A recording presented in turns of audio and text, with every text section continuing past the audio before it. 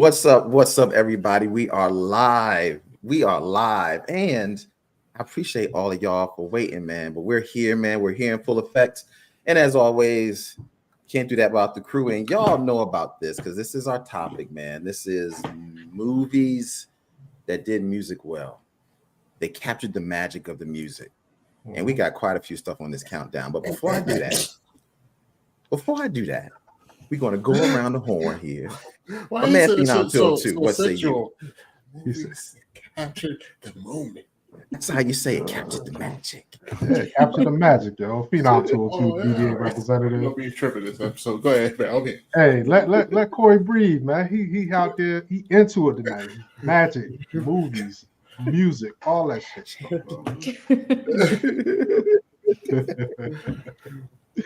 Yeah, so yo, feeling good tonight. Ready to get into it. There's a lot of good movies in the music. Movies about music. All that stuff. So I'm ready to get into it. So and before we go to Ollie though, we got to introduce somebody that's here tonight. And a lot of the people out there in the community don't know who this is, but she's been rocking with us for a minute, like a long time. So y'all go back and look at some old videos from probably like 2 years ago. So we'd like to welcome Cola here to the live show. She's been rocking with us for a minute. And as always, she came through today. She said, y'all need me. I'm here. And it's going to be a great show, man. Cola, what's up, man? How you doing? Welcome to the show. Again. Thank you, man. I appreciate it. It's been a long time coming, man. A long time coming. I miss you guys. Yeah, man. We miss you, yo. We need some of that I don't want to say girl power because you want my razzle dazzle. That's what you want. The razzle dazzle. Yeah.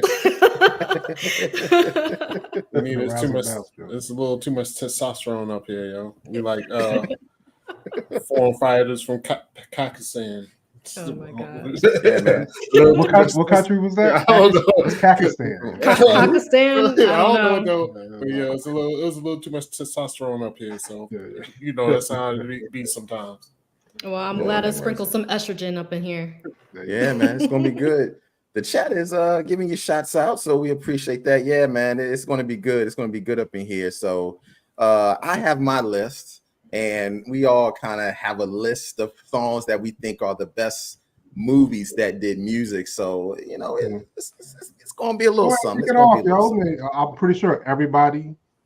I'm gonna kick it off, but you know what? I'm not kicking it off with this one. I'm changing the game. I'm kicking it off with this one. What's love got to do with it? That's my joint. Okay. So let's go with this one. What's love got to do with it? For me, I feel personally is one of the best that have ever really done it, bringing music into the movies. I mean, clearly we know Angela Bassett is playing Tina Turner. Larry Fishburne is playing Ike Turner. Really captured the magic in this movie, and there's a lot of stuff in this movie that I didn't know. I didn't know there was an abusive relationship, but still, all in all, got to give it up for Angela Bassett. And it's unfortunate she didn't win an award for this, but damn good movie, man. I really enjoyed this movie, man. Phenom, what are your thoughts on what's love got to do with it? She should have got a Oscar for this, man. You know what the funny thing is? I just saw a interview recently. It obviously wasn't that recent, but it was in my orbit. But Tina Turner was like, they asked her, "Did you see the movie?" She's like, "Why would I want to see the shit? Like, I lived it. Why would I want to see it?" Oh, that's true. That's true. Ass get beat for 2 hours. Exactly. I'm good on that. That's what she was. But no, as far as the movie and the music, oh my goodness, everything. I mean, she encapsulated Tina Turner in this film. She really did. And with Lawrence Fishburne, he had the Mr. from Color Purple treatment for a little bit because everybody was hating on him. Yes, eat the cake, anime. Eat the cake. For real. There you go. Valerie said it, yo. Yeah, that's right. Eat the cake, anime. Eat the cake. That's probably one of the best but worst scenes in the whole film. Exactly, but very memorable. Oh yeah, definitely very memorable. Yeah. But it's definitely a great movie. Angela Bassett did her thing. Lawrence Fishburne, he had that. I don't know. I ain't never really heard Oh my God, Ike Turner talked before, like talking about it. It's funny because I seen a couple of videos of him singing, but I never really like seen interviews with him for real. But Yeah. In my head, once you say Ike Turner, really, I'm just thinking about Lawrence Fishburne. You know what I mean? It's crazy. It's messed up. He done took over a whole person for me. That's how basically. I mean, especially like you go back in the interviews and you see how small he was too. Like it's not like he was he's small. Big dude. Oh, like I thought he was small. You know, like compared to the way he is now. Lawrence Fishburne, you know, like I consider him kind of like a good built guy. You know what I'm saying? Not huge, but you know, I wouldn't mess with him. You know, but Ike Turner, when I saw him, I was like, I could have thrown him around.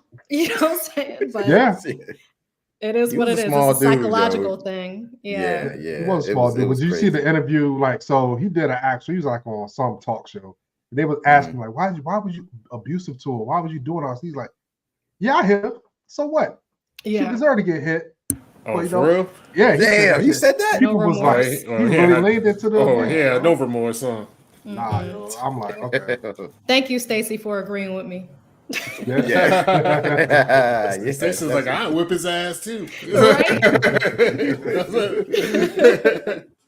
But she got him in the end, though. That's the main point. She got him in the end, and she got out of there. And that car scene, Switzerland, and changed her whole accent up. You know. Yeah. Tina Turner. Yeah. For real. She talked like with a British accent, but she didn't like swing or some shit. I can't. Oh, for real? Oh, I can't do a Tina Turner accent. She definitely switched it up, yo. She sounded like she was stuck in Mad Max Beyond the Thunderdome. That's how. That's how she talked. That's how she talked. Okay. Yeah. She did a what's it called when you take over an acting role, like we prepare for it. Method acting. She did method acting, but in real life. But she went over there and she got her life back, the life she wanted, yo. You know what I'm saying? So. Yeah, she definitely did her thing. She had some hits too. That's one. Oh yeah, after Ike, my gosh, yo, she was the queen of the '80s, man. Yeah, basically. Yeah, somebody put in here. I don't want to fight no more. Was one of the songs. Ooh, Private Dancer. That was my jam right there. Dancing for money. Okay. Oh, there you go. All right. Look, I'll do my own rendition of Tina Turner right here, right now. That sounds pretty good too. I was like, that did sound pretty good. Let me ask y'all a question. What's the first word? What's the first word that describes Tina Turner when it comes to your mind? Legs. Yeah. Legs. I'm sorry. That's the legs. Man, yeah. What about you, Cole? See, this is why we need a lady on here. Tina Turner. I was gonna say strong, but I mean legs was second. Strong legs. Yeah, strong legs. Okay, that's good. Oh, but man, even Angela Bassett, when she was training for it, she got super buffed. You saw how cut she was. Yo, she did. Yeah, she stayed with it. Yeah, from that year till now, she's still cut up. Yeah. Isn't she close to 70 or something? She looked good. 60s, about that. She in her 60s. Yeah, she definitely looks good. Yeah. Everybody saying legs too. Everybody know what it is. Yep. That's it. Yeah, that's it. Queen of Rock. That's a good one too, Karen. Yeah, Hall of Famer. That's a real good one. Yeah, that's good too. Chicago. Yeah. So we're going to move on to another movie that I think people know, but maybe not everybody on this channel knows, but a School of Rock, man, starring Jack Black and a cast of kids. I didn't see this movie. The guys on the channel had to put me on it, man. I had no idea what this is. They was like, dude, you haven't seen School of Rock? You got to check it out. I checked it out about a year ago. I freaking love this film, yo. It's a really good movie. I already know Phenom and Ollie's seen it, so give me your thoughts on School of Rock, man. What are your thoughts on it, Phenom? It's a great, heartwarming. I love Jack Black, yo. I think he's good at everything he's in. He's relatable, and in this role, he leaned into this role so bad. I mean, so good. So he was a slacker. He lied. He took his friends out, basically identification. And went to teach music at a private school or some shit. And the kids gravitated. He was teaching them all type of rock. He was getting people out their shell, like the kids who really couldn't do nothing, but he recognized their talent. And then he put them into a rock competition. and the kids rocked out. It boosted their esteem, their self-esteem. It was just a great movie aside from the music. I mean, all in all, it was just a great watch. So I agree. Yeah. What about you? Oh, I know you're a big fan of School of Rock. Oh yeah, I'm a big fan. You know, we talked about it before. I'll let Cola, have you seen School of Rock? Oh yeah, I've seen it. Yeah. And I love the movie or whatever. It was motivational. You know what I'm saying? Yeah. Because you see the transition for how he was a slacker into now he was passionate about his job and all that. So like that was like the best part of it is you're teaching kids, but you're also learning something from it, getting something from the kids also. Yeah. So I love that. I love the girl at the end too. Like when she finally came out of her shell and she like busted through. That was great. Oh yeah, I forgot about that at the like show. A front lady, yo. Yeah. It was good, man. Because he was pretty much a slacker. And if y'all look at this one clip, I just had it on the screen. He has got the Venn diagram of rock music, yo. I mean, like for real. This brother got hard rock, heavy metal, grunge, punk. I mean, he's got it all laid out there with quite a few artists, man. So one of these days I'm gonna have to check out this Venn diagram. But this is good shit right here. This is good. But it's funny though, if you go back and look at like the songs that were featured in the film, I mean, or even the bands. He had AC/DC, The Clash, The Doors, Kiss, The Ramones. Like he really leaned into it. The Who. That's what I loved about it. And that's kind of like doing the channel. We really didn't know that music. Yeah. But now that we do, now we start to put the music with the artists and it's starting to connect. But this movie kind of helped me do that too. Yeah. You know what I'm saying? I agree. Oh, it definitely did. And I mean, it's your classic underdog story, like you were saying, like when they joined the competition, and I mean, it had a good mix of. I will say, because anybody who watches this channel knows one thing about actors and kids. I hate them motherfuckers. Like, you know what I mean? Kid actors is horrible. But actually, all the kids in this movie, they were pretty good. I was like, oh, cool. I could roll with them. Like, all of them were good. Like from the, the uptight girl and, like the shy boy and all that. Everybody did well. They didn't get on my nerves at all. So that's why it was a banger. Yeah, that's how you know it's a good movie. Yeah, and I wasn't like, fuck them kids by the end of it. I was like, it's a great movie. Yeah, that's how I feel too. I don't, me, because like Cola's here. Cola's here. We what was it? The Marvels or Miss Marvel?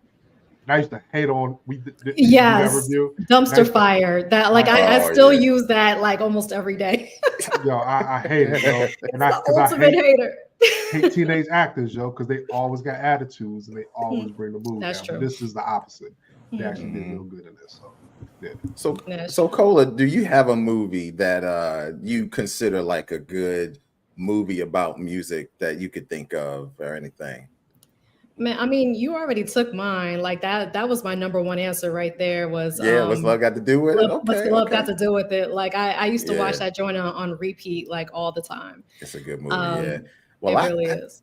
I got one I think y'all may like, man. I got one I think y'all may like. And it didn't make the original list that I had, but I was like, this is a movie, honestly. Oh, wait, which one is this? This is the one with the Temptations. OJ? The Temptations, okay. This is the Temptations. Now I got one. But I'll let you finish. The Temptations, yeah. So, look, at first, I didn't even think of this movie. What'd you say, Otti? So I'm pretty sure I'm going to guess what she's going to say next. But go ahead. I mean, go on this one. Yeah, I initially was like, I never thought of this movie, but then as I kept thinking about movies, I was like, wait a minute, who cares if it was in a theater or not? It's still a movie and it's about music. And I watched this shit over and over and over and over again. I love this movie. I thought it was fantastic. And I know a lot of people on here got a lot to say about this movie because I'm sure we've all watched it. So Cola, you seem like you was kind of on the edge of your seat for a minute there. You want to say something about this movie? Oh no, because not this one. Another one came to mind as soon as you put this picture. Okay, there we go. Go ahead, Phoenix, man. What your thoughts? I mean, I'm gonna let Ollie say the line to this movie, but this movie is the quintessential. Talking about this line right here. Yeah. Go ahead. Oh. Hey, Corey's stepping all Hey, over. Man. I know, Hey, right? I'm trying to put it back up there, yo. I'm about to act it out, yo. Oh no. Look, man, you don't be coming to the practices. You be stealing all the shine, and then you don't let it get our turn and all that stuff. I mean, you can't be doing that, yo. Ain't nobody come see you, Otis. I can't even come see you, Otis. Yeah. That face right there, though. Yeah, I can't do it like that, man. That face is iconic, yo. Anytime you see that face, you know what line is coming right next, yo. Ain't nobody come to see you, Otis. Oh, yeah, that's definitely a meme. Like you see it all the time on Facebook, Instagram. All the time, man. And so, I know we didn't talk about this previously. We had so many damn videos. Who knows? But the interesting fact about that line was it was ad-libbed. It wasn't in the script. Those are always the best ones. Yeah, Leon ad-libbed that and ended up being the most iconic line in the movie, pretty much. And he was saying I seen an interview recently. He was talking because he actually felt kind of bad about it because he said people were coming up to Otis, like the real person, and saying that to him, like, "Anyway, come see you, Otis." And like I think he's the last temptation left, yo. Right. Like he the last one left, and they still up there screaming on Otis, yo. Like, come on, yo, show Otis some love, man. Right. Yeah. That's career. That's like the Ja Rule 50 Cent situation, yo. He kind of ended his career, yo. He had to go get other people to join the Temptations after that, yo. That's true. But about the movie, I mean, the music in the movie, they did a good job, showing the behind the scenes stuff of how they came together, how they came to put the music together, and the downfall of the group. You know what I'm saying? Yeah. And the downfall of David Ruffin, and then they had to pick up the pieces and do it again. But I would say this though, early Temptations songs, from the 60s and stuff like that, they were good. You know what I'm saying? Yeah. Iconic. But one of my favorite songs is I think "Treat 'Em Like a Lady." That was my God. Like a lady. Yes. Because they had the doo-wop sound back in the day and the slow sound. Like My Girl and all that shit. Yeah. But then they went to treat. I was like, oh, this shit is Treat 'Em Like a Lady is fire, yo. It's like a good blend of the modern day harmony with the doo-wop sound and the up-tempo beat that we were using, like kind of like a little bit of that New Jack swing to it. It's fire, yo. But the thing about it is that I think only Otis was the original person in that group at the time. It was a whole new set of Temptations at the time, but still, they were Temptations, and the song is fucking fire, yo. And, I was amazed at. I'm sorry. Oh no, go ahead. No, I was just amazed at how many renditions of how many additions to the group there were, And at one point, weren't there two different sets touring at the same time? Yeah, at the same time. You're thinking you're seeing I'm going to see the Temptations, but then you see half of them on this side and half of them on that side. It's crazy. If the person that you want to see isn't there because he's touring on the other side of town somewhere else, Crazy. Yeah, and I was just say this movie, besides the Otis line, to me is two other scenes. This movie, I already admitted this to my brothers before, yo. This is I can't lie, yo. This is one movie that made me drop a tear. I'm not a crier. But when they went to that dinner and Blue and he went to that kitchen and they ain't make it back, I was like, no, boy. I know. Yo, I was really sad. Yo, that shit was sad, man. I was like, oh man, that is, man. Because he called him Blue. He like, Blue, come in here, get something to eat. Blue. He walked into the kitchen. He like, oh, Blue. It's like, oh Lord, no, he done died in the kitchen. I knew something was up though. Like I told Ali before, when they showed the camera to the tree, and he was pulling up behind the tree in the wheelchair, I was like, oh shit, it's time now. Going down. And my other favorite scene is when they was doing Papa Was a Rolling Stone when it was in the studio. Yeah. The dude started singing. He was like, what? He said, I ain't singing this. You know what that day is? He's like, that's the day my dad died. I was like, sing the song. Press the button, you better sing that song. He's like, yo. But I don't know, that shit brought some emotion out though, because that's you felt it though. You did. It's crazy to see the behind the scenes of what happened during that time. You know, like you're not even you're just thinking like this is a dope song, and then you see like some of it is real and like what they went through in the studios, or like the fact that I don't know, like this is something that happened in real life. You're like, seriously? Yeah.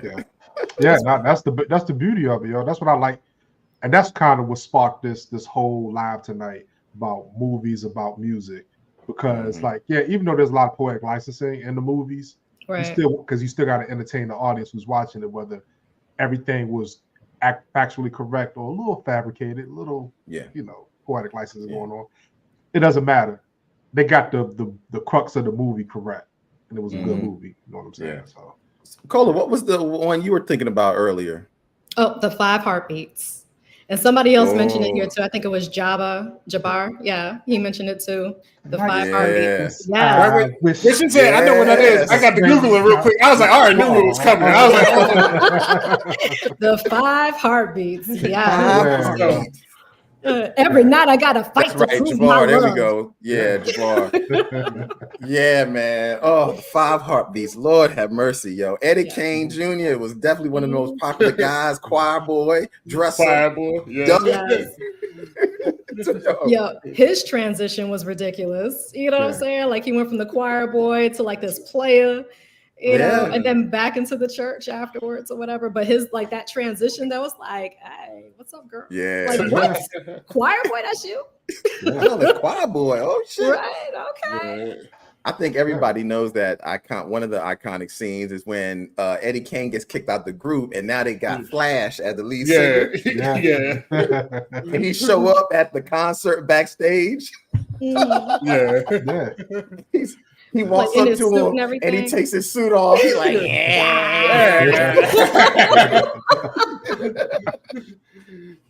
my God. Singing outside in the rain or some shit. Like, he's like I wish raindrops would fall. I wish. Poor baby doll. She was trying to hold him down. It is what it is, yo. Shout out to Robert Townsend, yo. One of the best producers ever, yo. Yeah. Oh man, so good. I think I've completely forgot about the 5 Heartbeats. Great movie, man. It's like a combination of all the groups up in one film. Like anybody you could think of, he just created this 5 Heartbeats. But fantastic movie, man.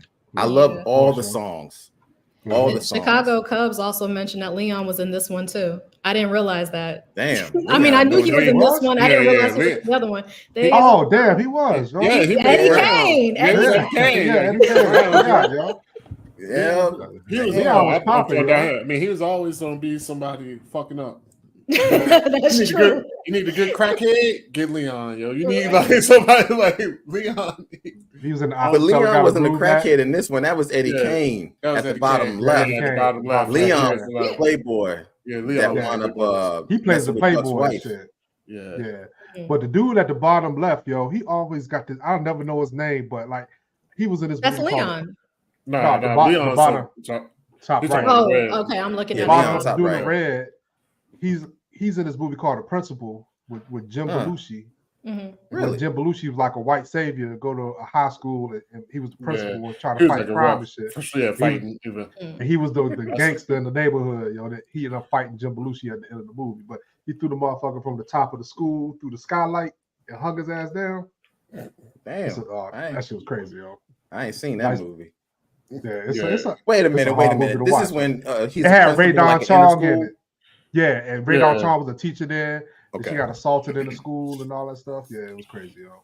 Yeah, 5 Heartbeats classic. Michael Wright. This is Michael Knight. Yeah. So what's another iconic scene from the 5 Heartbeats y'all remember, man? It got the Eddie Kane joint. His name is Michael Knight is his name. Okay, he played Eddie Kane Jr. Okay. All right. I think the next iconic scene is when they getting at the talent show and they getting booed off the stage. And Eddie Kane comes and saves them because he grabbed the microphone and starts singing into the crowd. I'm not going to sing like Eddie Kane. I can't do it. Hold that note. I know he held that note for a long time. They went straight a cappella because old boy was messing up the keys and. Like I remember that. He was shook in that joint. That's why he was nervous as hell. Homegirl passed out when she. Well, no, I think he was paid to mess up. Wasn't he paid? Oh, that's right. Right. And so like Robert Townsend, he took over the keyboard. Old boy started singing. You know, choir boy left the stage. Like he was scared of the crowd. I am going to have to go back and watch the 5-part beats again. I had that recorded on VHS. I recorded it off of HBO. You know, that's what I did because I couldn't have. Man, I played that shit to death, yo, on repeat. I love almost every song out of this movie. Yeah. Oh my God, it's such a good movie. Such a good movie. I'm going to go to another iconic movie that I'm sure everybody has seen, and this movie. Switch the picture, Corey. I switched it, and this movie actually won. Okay, top the game. My bad, Cole. Me and Corey got a running feud going on. Go ahead. We good. I always forget to switch the picture. This movie actually won a Grammy Award for Best Song. And here it is, man. Prince with Purple Rain. Fucking iconic movie, yo. I don't know what else to say, but this is fantastic. Actually, this movie is kind of like a, I guess you could say like it's really based on Prince's life in Minneapolis. All the folks in it is people he know, the club scene, him trying to make it big. And I love this movie, man. The soundtrack is fantastic. The song Purple Rain still gets me right there. I mean, it gets everybody right there. Yeah, I mean, you can't help but to like light a torch or something. Like that last scene. My man, I always talk about it every time any Prince shit come out. Every time my man had the glass of the Detroit because he had the Detroit Pistons hat on. That's how I knew. You know, I'm a Pistons fan. He's a that's it. That's all he gave. But that was all he needed to give. He was like, yes. Like Prince in his heart was like, yeah. I got it. It was good. I love it. Yes, I agree. I love More Stay in the Time. You know, like they one of my favorite groups ever. Yeah, they definitely they brought the fire on that. You know, especially like the little dance moves. Oh yeah. Love my shit. Julesy, yes, More Stay in the Time, man. Gotta love it. And who was the shit, man? And your boy. Him and Jerome had the best chemistry. Jerome, like, you know what I'm saying? But you gotta think about this though. You gotta think how they just came up with that shit. You know what I'm saying? Like you in the band, like come out with the mirrors, like and Noah Day fixing his hair. Jerome hit him with the 2-finger dap like this. Oh, that shit is so fire. Love that joke. Love it. But the movie was actually good though. It really is a good movie. You know what I'm saying? Is. Yeah. It really and the music in the movie. So a couple things stand out to me when his daddy was abusive. Yeah. And he was writing songs. He realized his dad was a songwriter, a musician, and all that stuff. Beating on his mama, and then daddy ended up getting killed. Shooting himself. But, But from the soundtrack played throughout the whole movie. Yeah. Purple Rain, when everybody just standing there just looking at him like this, just mesmerized by it. And then Let's Go Crazy. That's why though the way that the soundtrack boosted this movie up was great, but the acting you can't take away from the acting. Yeah, true. And the songs actually play on the soundtrack similar to the same order that they played on the movie. They just start from the beginning to the end. So if you look at the movie and you play the soundtrack, it's almost like you can envision the movie because it's almost going in chronological order on how it's played. Because if I'm not mistaken, Let's Go Crazy is the last song. It's the last song on the soundtrack. And it's the last song on the movie too. So yeah.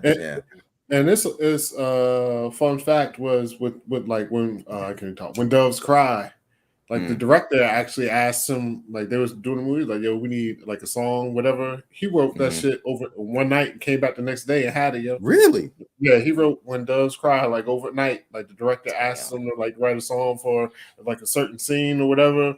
He went, boom, got in the lab, boom, boom, boom, and came back with When Doves Cry. That shit is fire. That's how it is. Your Chris is crazy, yo. I'm looking at the soundtrack. So they have two versions. I'm going with the movie version. They got Let's Go Crazy, The Beautiful Ones, Computer Blue, Darling Nikki, When Doves Cry, I Would Die For You, Baby I'm a Star, Purple Rain. That's 8 songs of fire. Yeah. Not one like filler song. Not one skip at all. Yeah. Dog, this might be one of the greatest albums ever, yo. Comparative to like other albums like you listen to. I'm talking about no suitable songs. Listen through and through, you know the words too, you know the melodies, all that stuff. Yeah, and you know what? I forgot all about this, yo. Shout out to Chicago, Clarence Williams III. Yeah, he played his dad, yo. He was his dad, yo. He been in, Clarence Williams. He been in a lot of classics. I mean, especially I'll say hood classics, like you know what I mean. Like he may not got that Grammy, but he got that hood Grammy, like you know what I mean. Like he definitely. I just forgot he is in Tales from the Hood. Oh yeah. Yes, I completely forgot about that. The dude had the hair and all that shit. Yo. Yeah. Damn. In his mouth. Yeah, forgot about that. Oh man. Let's go to another one that somebody put out here. Almost Famous is a cool movie by Lil Fox, 1967. A couple of you guys have seen Almost Famous. I actually am halfway through it, so I can comment about it. But go ahead, Phoenix, man. I know you've seen Almost Famous, man. What are your thoughts about this movie? I mean, it's a great movie, yo. I like the premise of it. The young guy following the band, trying to, get his career started. As far as I think he was a journalist. I haven't seen it in a while, but he was like, hey, if you look at the cast, go ahead. No, I was gonna say he was like a high schooler. He was and he was like doing stuff, and they like invited him to join the band on the road. Rolling Stone, I think it was like Rolling Stone somehow. His mama had to agree with. She kept, I don't know about this, but either way, but no, it's a fire ass movie. But go ahead, the cast. So it got like Kate Hudson in it, and what's the dude? That's the dude from what's the shit? My Name Is Earl, yo. I just noticed. You talking about the guy in the middle? Yeah, it is. In the middle. Oh my god! Yeah, and the girl from Waterboy in the front. Yep, the crazy chick. Vicky Valancourt. Yeah, she always plays a crazy chick too, yo. Yeah, she was in The Craft, the witch movie. Yep. Yeah, The Craft. Yeah, she was crazy there too. Yeah, yo. She does play that character. She does. But no, the movie's good, yo. It's definitely a good watch, yo. It kind of gives you behind the scenes of how a band trying to make it. Yeah, and how the band can't stick together. They go through their pitfalls, yo. So yeah, I've been watching it. I'm halfway through, and I really am enjoying it. I'm actually kind of bummed that I never got into this early. I think the movie came out in 2000 or 2002, and I don't know where the fuck I was. And I didn't just run across this, but it's a really good movie. And the title is really perfect. It's this up-and-coming band that literally almost famous, but you're following kind of the story of the journalist, the boy, going through and kind of how he's coming into, this whole world here. And it's really captivating, man. I really do enjoy it. And this, how you know, the 70s was a different time, because first off, he was like 17 in the movie, and his mama and his dad, they just let him go on the road. First, they was like, yo, just go. Boom. No phones, no cell phone, no nothing. He had to make a couple of calls every now and then. And then they was definitely trying to corrupt my boy on the road, yo. Like, they was trying to corrupt him so much, yo. I feel like they always try to do that. Yeah, they do. Well, I guess that's not a 70s thing. No puffy. It's a no Diddy. No Diddy. Yeah, it's a nowadays thing. Shout out to Usher. But either way, I'm just talking random shit. But no, it's a great. It is a good movie. If you get a chance to watch it, anybody who hasn't watched it, definitely check it out. Yeah, I haven't seen that one. Oh no, it's real good. Definitely one. Well, we're going to go to another one that I think everybody has seen.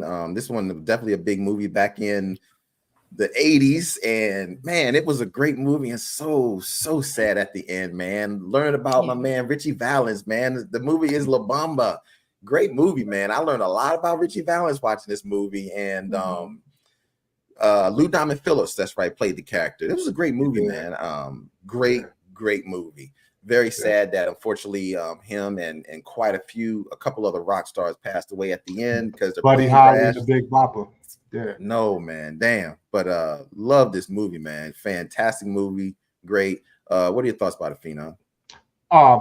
Like Alex, this is probably one of the movies that made me cry when I was younger, yo. And made me scared to get on airplanes. You know what I'm saying? But same.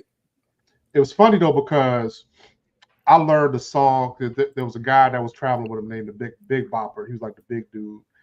And he had a song called Chantilly Lace. Chantilly Lace had a pretty face. I used to love that song. And that was like a 50s song. Then I learned about Buddy Holly. He had the glasses, and they was all young. And to see Richie Valens' story, like I think he was from LA or something like that. Yeah. I want to say East LA or something like that. I can't remember. But his family supported him. He had a brother who was kind of in the streets. He had a mother. Yeah. But the end of the movie, when they were listening to the radio and the brother heard that the plane crashed, and he started running to his mother, and the mother was laying on the ground like in the laundry line, upset, yo. Yeah. Pulled some tears out of me, yo. It was crazy. It was a good movie, yo. And La Bamba was a big ass song too. Like Valerie. Yeah. I always cry at the end when he screams his name. Yeah. That's an iconic scene because then the camera pans out and it slows down. You see both of them running up the hill together. Oh man, I started getting choked up now thinking about it. Shit. Yeah, it's a movie, man. Have you seen La Bamba, Cola? Yeah, definitely. I mean, I kind of felt, well, at the time, I think I was living in California. So if I didn't watch it, it was a problem. But no, it was a very good movie. The part that kind of tripped me out is the fact that he always had a fear of flying. Like he never wanted to fly. He'd take the bus or whatever to get to wherever he had to go. And this one time he flies in a plane is when there's a problem. It's kind of like he knew, Yeah. Like that's the part that's just it's like premonitions. I think at the beginning of the movie, it showed he had nightmares. He was having nightmares about it. It's scary. It's kind of sad to even think about it. But we're gonna switch tones. Lou Diamond Phillips did an amazing job. Valens was super important to the music, even though his time was cut short. Stacey, you're right. Agreed. Because he's got some good songs that I didn't know until I watched the movie. Like, of course, La Bamba, Outta, got some good stuff. Oh, Jesus. Somebody gotta say it. Oh Lord! I know La Bamba. I don't know anything else. It didn't have to be you. That's all I'm saying. Man, he was only 17 when he died. Oh Lord! Only 17. Dang, I didn't realize. That's what makes it even worse. Yeah, I didn't realize he was that young, yo. Wow. Yeah, he was still in high school. I didn't realize he was that young. That's crazy. Yeah. Wow. Man, that is crazy. Yeah. Well, we're going to switch gears. We're going to go from the 60s to the 90s. And we're going to talk about this group. Group came out, hip-hop group. Movie called Straight Outta Compton, man, starring Ice-T's son as Ice-T. The movie basically is about NWA. I know, we're not gonna let that ride. I know. I'm sorry. I fucked it up. Thank you, Cole. Let me get it right. What's his name? What's Ice-T's son's name? It's Ice Cube, my guy. It's Ice Cube. Fuck. I did it again. Put some ice cubes in your iced tea. Let me get it right. O'Shea Cube's son, O'Shea Jackson, plays Ice Cube. There we go. This is about Eazy-E, Ice Cube, Dr. Dre, and a couple of others. DOC. This movie is fantastic. Corey's definitely they all look alike type of guy. Go ahead. They all wearing black? No, I'm just kidding. Gold chains? No, Ice Cube and Ice T. Yeah, I know. I know. I was like, damn, man, I couldn't get that out of my head for some reason. But I love this movie, man. I actually went to the movie theaters to see it, learn a lot about NWA. I didn't really get on NWA at the beginning because I was really young and my parents would not let me get this album, even though I knew of them. I was glad I was able to get into them when I got older, and it's a good movie. I really thought they did a great job, man, for real. Cola, man, have you seen this movie? And if so, what are your thoughts about it? Oh yeah, I definitely saw it. Well, I mean, I was young at the time also, so I couldn't really like get into their lives. So all of it was new to me when I was watching a movie. So I was completely blown. Like I didn't realize the FBI was after them, and I didn't realize that they messed up the record producer's home. I mean, not the home, the office, and all this other stuff. Like they really went in. So it's like they were living that life in real life. You know what I'm saying? Yeah. And then of course they had to use the Bye Felicia in the movie. So that was my big thing. Like, did he start that? Yeah, that's funny. Yeah. What about you, Phoenix? Yo, this movie was amazing. I liked it because let me give you a little backstory. Okay. I look at a lot of our older MCs that we grew up on. I love listening to them talk nowadays, sharing stories. I mean, shout out to Nori. Nori brings people on, give them a little liquor, and they just tell all the business. I love it. They do. But as far as this movie goes, I loved how Ice Cube, he really wasn't a hood dude. He just wanted to rhyme. He wanted to do. Dr. Dre was really not a hood dude, even if they lived in the hood. Yeah. He was a mix. He just wanted to DJ. He wanted to DJ. Yeah. Ren was in the hood. Yellow was acting, and I thought Yellow was a sucker in real life. No, he was about that business, yo. But as far as Eazy-E, I mean, everybody knows he was a super, super duper in the streets. You know what I'm saying? Yeah. That's how he kind of helped finance and get them on and stuff like that. And I didn't know about that until I watched the movie. Me either. Yeah. But you always gotta have somebody, yo, who's not a rhymer, who's in the street show, who's gonna get that money for you. Like Jay-Z has it. You know what I'm saying? Jay-Z glorified, but he wasn't the one in the streets doing it. Yo. He had other people doing it. Well, I don't know because I don't believe no. But either way, but I'm with you though. Easy was definitely a thing, and I was big on NWA from the get go, just because I got an older brother who you would have thought he thought he was from the West Coast. This motherfucker wore khakis, Cortez, like all the joint. Button his shirt up, like boom, boom, boom, like he had the bandana around his neck too. The bandana. So he was West Coast out. So growing up, like I was West Coast because I couldn't buy CDs or without tapes back then, like you know what I mean. So I just had to listen to what he listened to, and it was a strictly West Coast house for a long time. So NWA was watching this movie brought back a lot of memories for me. I mean, it was a good movie, man. You know what I mean? They did their thing, yeah. But it's funny though, like showing like Jerry Heller jerking him, yo. Like I just wanted to know, and come to find out, Easy and Jerry was all in together. But that's just because, like I said, I'm a West Coast head for that period of time. It's just so crazy, like when you hear the story about that, because they did all that first album. They didn't really have like a deal.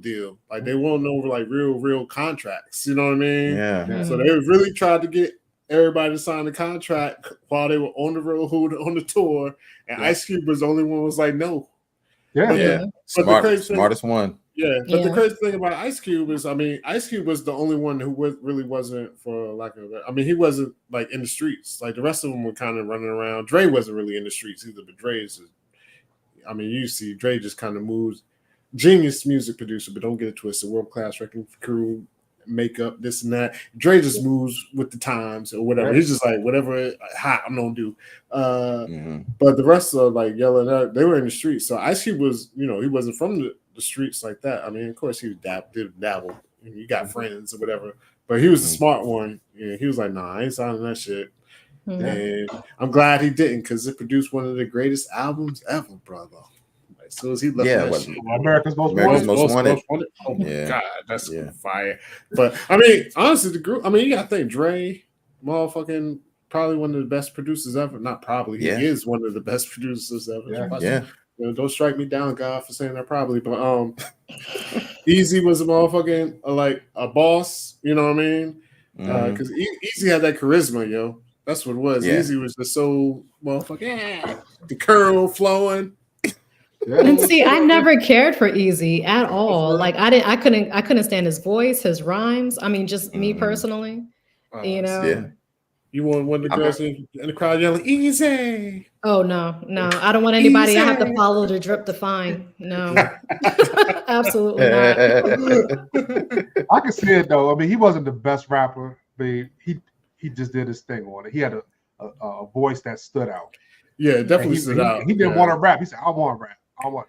Dr. Dre had a kind of like, "Yo, rap, yo." Like Ice Cube wrote the raps. What's going on, man? It took what Easy Does It came out. Was that the first one? Easy Does It. Yeah, it might have been Easy Does It. But then we know when Ice Cube left the group and they was going at their neck, I was kind of sad and happy at the same time. Like, damn, Ice Cube left, but oh shit, they going at each other. And that was the first real rap beef that I really noticed. True. Yeah, because before that, you had like Chaos One, like The Bridge Is Over. But I didn't really know Bridge Is Over was a beef song until later in life. Like, you know what I mean? Like, I didn't know until right now. Oh, for real? Yeah. Like I was today years old when I found out. Yeah, The Bridge Is Over. He's talking about Queensbridge because he said MC Shan dissed him. Oh, okay. The bridge is over. The bridge is over. Volleyball. He put everybody in that joint. Manhattan keeps on making it. Brooklyn. I didn't know until much later. Bronx keeps creating. Queens keeps on faking it. That's what. That's like the joint. Like it's a beef song. But yeah, you're right. No Vaseline in as old as it is, it's definitely a classic top 3 beef song ever. Yeah, that shit was personal too. I was like, yeah. Ice Cube did his thing, yo. Well, no, the movie was great, yo. If you haven't watched it, y'all need to watch it, yo. It's gonna take you behind the scenes of one of the greatest influential hip hop groups ever, yo. Yeah, I think so too. Well, another group that's not real, but I do love this movie, and another person on here really loves this movie. I'm not sure if you've seen it, Cola, but it was a movie that Tom Hanks had with a fictitious group, but it really was realistic about how the music business is. The movie was called That Thing You Do. Great movie, man. If you've never seen it, check out this movie, That Thing You Do. I need to watch it. I've seen it a long time ago. I don't think I've seen it. If I did, it was a long time ago, but I don't remember ever seeing it. It's a really good movie. It's a simple story about this band, and all of a sudden there's a record executive, and he comes across this band that seems to got a good vibe going on, and he says, "Hey, man, make a single." And they put a single out there called That Thing You Do. It hits really big, goes crazy, and literally they are a one-hit wonder. They hit it big, and the group starts to dismantle itself as soon as they make it big. It's crazy, and just as quickly as they make it, they're out the door. But it's an interesting tale of a story. But Ollie, man, what are your thoughts? I know you've seen it. Steve Zahn was in it, yo. Yeah, well, you already know. Because we talked a little bit earlier, like actually the other day. That Thing You Do is like one of my favorite movies. Tom Hanks, definitely my GOAT actor. And this whole movie was just, I mean, it's just fire. I mean, just as far, it doesn't take itself too serious. It tells a good story. Like Corey said, like they come up from him working at the appliance store, doing whatever, like boom, boom. Then they get a little hit, boom. And how on the way up, how fast things can fall apart. Because you had it all. You had the money. You had the women tearing them apart.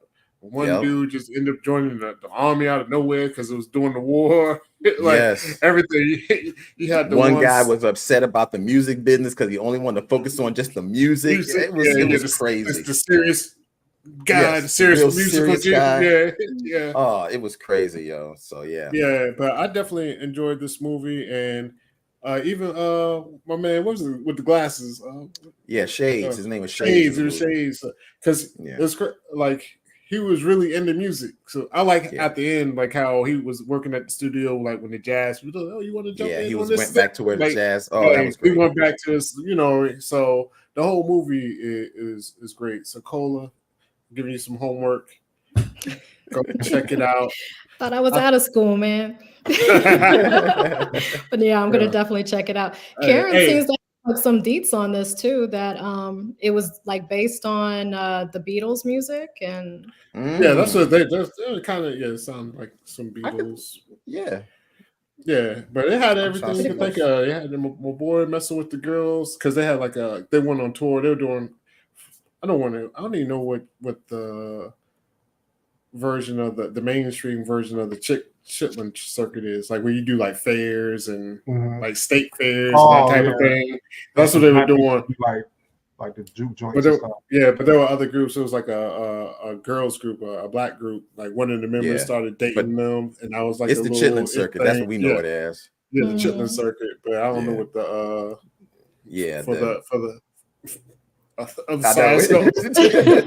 for the mainstream. For the mainstream. There you go. The mainstream. You know. Yeah.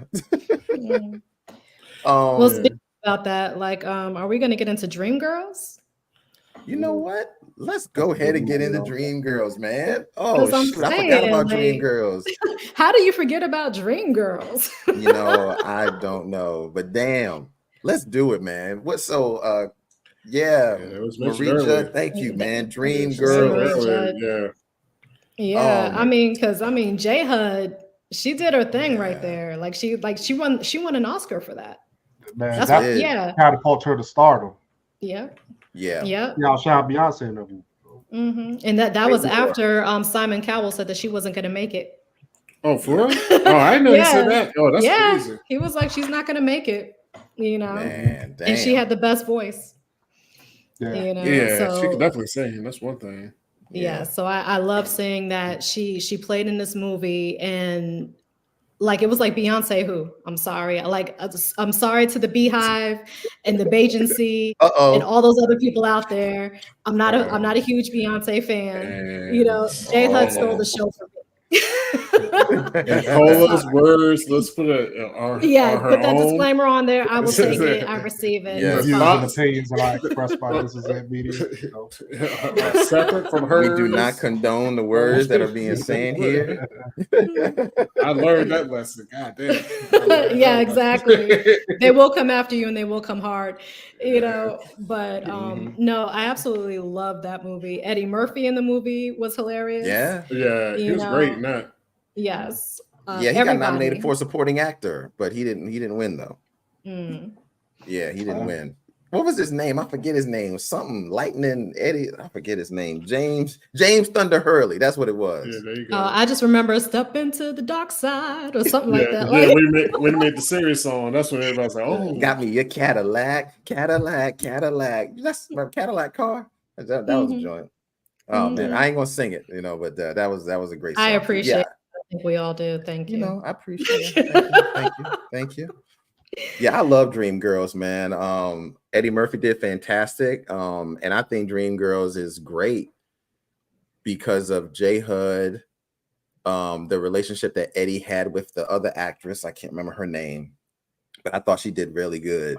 I'm with you, Cola. Who was her name?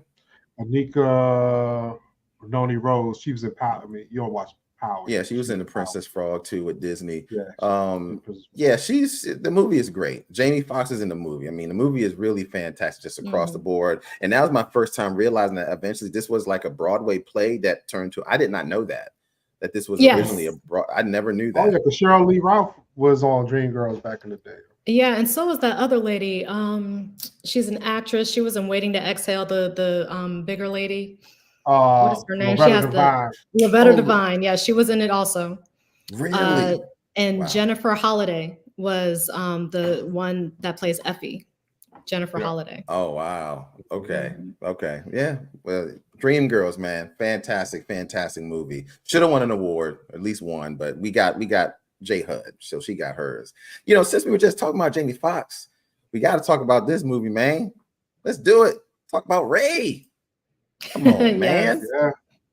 This movie, come on, yo. I love this movie. I have it on DVD when DVDs were a thing, and before everything went to digital. I watched this movie so much. I learned so much about Ray Charles because this is all before my time. I knew of Ray Charles from seeing him on like We Are the World and that Pepsi commercial that was out at the time. So I knew who Ray Charles was from that, but I really didn't know Ray Charles music.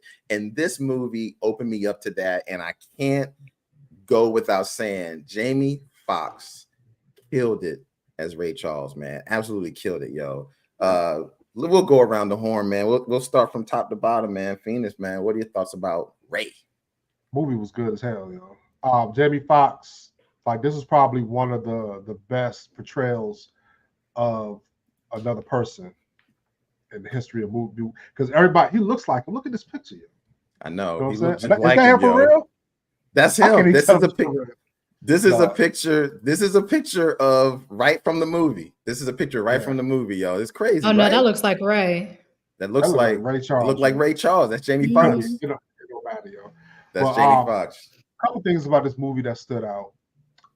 Ray Charles, you know, he knew what he liked. You know, take his hand, grab their wrist. If they was too heavy set, he knew it. He throw him back. Going back in the ocean, yo. It was crazy. Hold on to that wrist. Heroin addict, me. He was blind and on heroin, yo. Yeah. Craziness, yo. And then he realized when, like, I think was it Terrence Howard was jerking him in the movie, was taking his money. In the somebody beginning, was stealing his money, and he ended up, you know, him and that wife, whoever that lady was, that he had to keep having sex with all the time. It was crazy.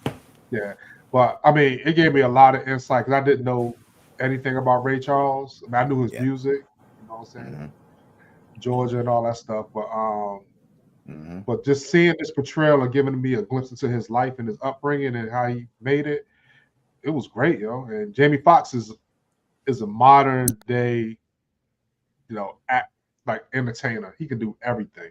Yeah. You know what I'm saying? So it kind of surprised me, you know, going from a living color comedian to the serious role and just killing it. So yeah. Cola, what are your thoughts about Ray? Like I loved it. You know, it's like I said before, well, actually, like Phenom said, like I remember the whole filling the arm thing. But what kind of tripped me out was I always thought that he was born blind, but to see, like, you know, it was some kind of condition or something in his eyes that made him turn blind, and his mom made him basically fend for himself.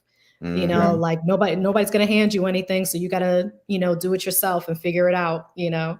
So like I love that part of it, and that he just basically went to a keyboard and just started playing. Like, how crazy is that? Dude is supremely talented, man. I mean, and could hear people talking and mimic them.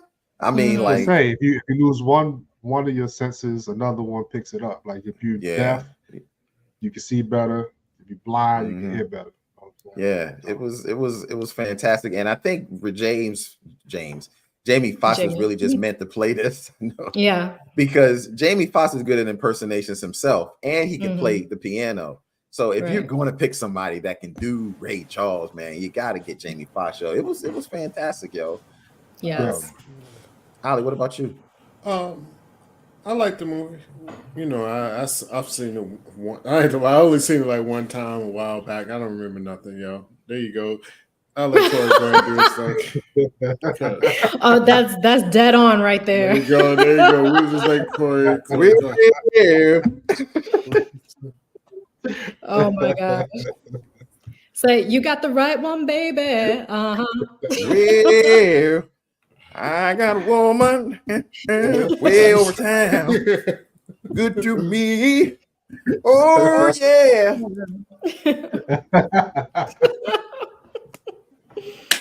Oh boy. Yeah, that was good. But somebody said, no, Corey, you got mixed up. That's Stevie. All of them do that, yo. No, but he do go like this, though. He do that. He does do this. He do this all the time. I thought it was good. Oh gosh, bro, you are. That's it. The eye case. What do you guys say about that right there? What's that song, Isaac Hayes? Shaft? Yeah, Shaft. Man. Damn right. Who's got that better man? Better can. You damn right. So, but you're right. That could be a combination of Stevie. But yeah, that's my Ray impersonation, man. It was bound to happen. Yeah. Oh man, here we go. Oh my God, Corey, that's hilarious. Thank you. Oh shit, Zozo Bob said Corey gonna burn in hell for that. Well, with gasoline draws on. Oh man, so where were we at? I completely forgot what y'all was saying about Ray because I got into that. I was gonna say nothing because Ollie was hating on it already. Yeah, so I wasn't hating. Yeah, it's all right. Ollie was hating on it. It's all right. It's hating, yo. Well, I mean, he said he only saw it once. Yeah, it's not a movie for me. You know, man. Okay, it's just not for me. Okay, have you guys seen this then? Bohemian Rhapsody. Absolutely. Okay. Absolutely. This movie good as shit, yo. I think so too. I think he should have got an Oscar for it. I'm not quite sure if he did, but he should have because he played the fuck out of Freddie Mercury in this movie.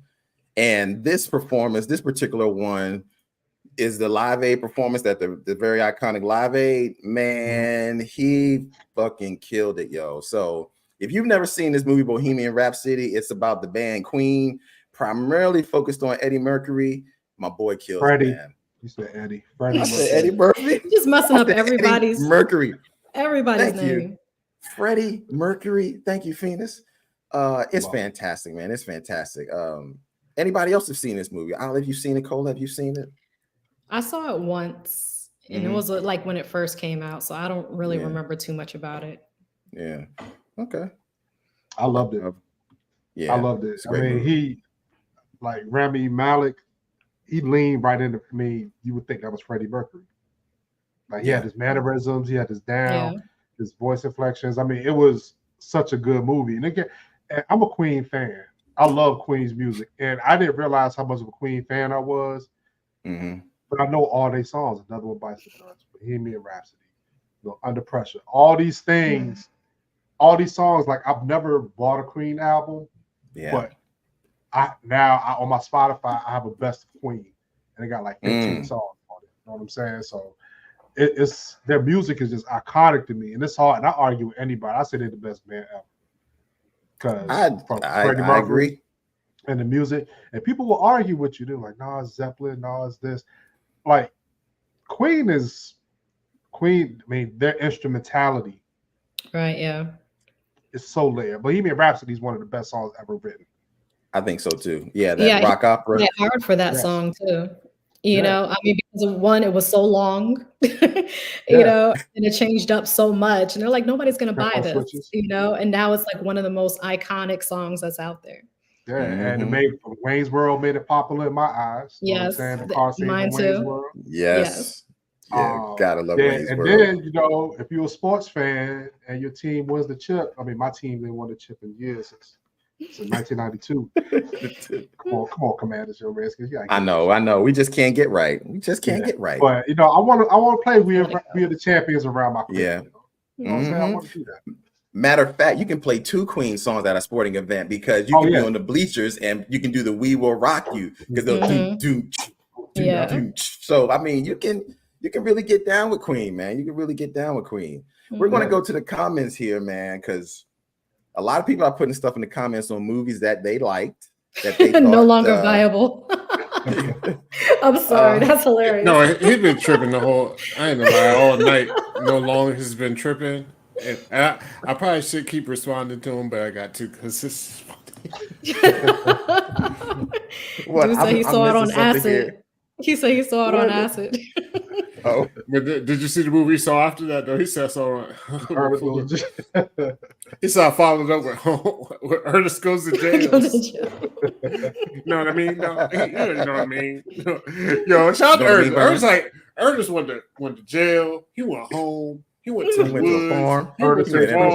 He went to like Ernest went everywhere, yo. It was Ernest goes somewhere. Ernest goes to DMV. The original Felicia, that bitch goes everywhere. Oh man.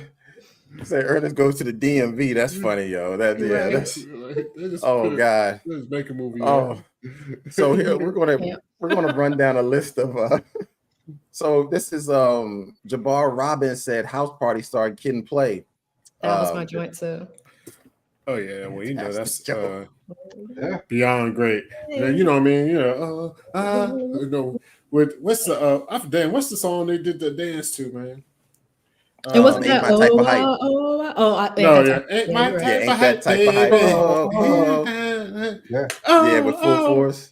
Unfortunately, shout out to a man. You can't tell me everybody wasn't trying to do that dance. Yeah, everybody was trying to do that dance. Oh, everybody. Especially like the whole the leg in between the leg, like. Oh yeah. Everybody bust their ass doing that shit. Just like jumping over your foot. Yeah, jumping over. Everybody bust their ass. But that definitely has some good music in there. I mean, one of the greatest rap battles of all time on film. You know, we've on the channel. Check it out. Multiple times. But yes, it is. But even beyond it, just like you said, just my type of height. All the music in there. Even the slow song with Mario, sock you up like a biscuit. Always and forever. As long as I'm with you. He's like, girl, you look so good. I just do with that dragon. Dragon breath below. Oh my god, that movie was so funny. Martin was so funny in that movie. One of the funniest parts that don't get enough love is when Play was kind of playing him. He had a girl in the car and put all his equipment in the car. Yeah, the girl was sitting in the front seat, and he's like, "Well, I got a girl." And Play was trying to get some action. And then he's like, "What you want me to do?" Martin gets close to him. He said, "Kick that bitch to the curb and let me ride with my shit."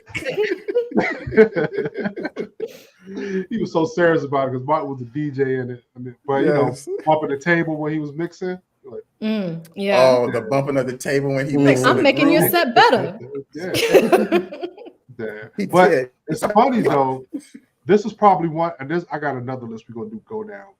But this movie was shot in one day, not the whole movie. The actual movie itself, the events of the movie is one day. You know what I mean? Wow. It's crazy because he gets in trouble in school. Dad said he can't go to the park. Why do you call his mother a gardening utensil? Yeah. And your boy Robert Harris, with the belt. Yeah, rest in peace.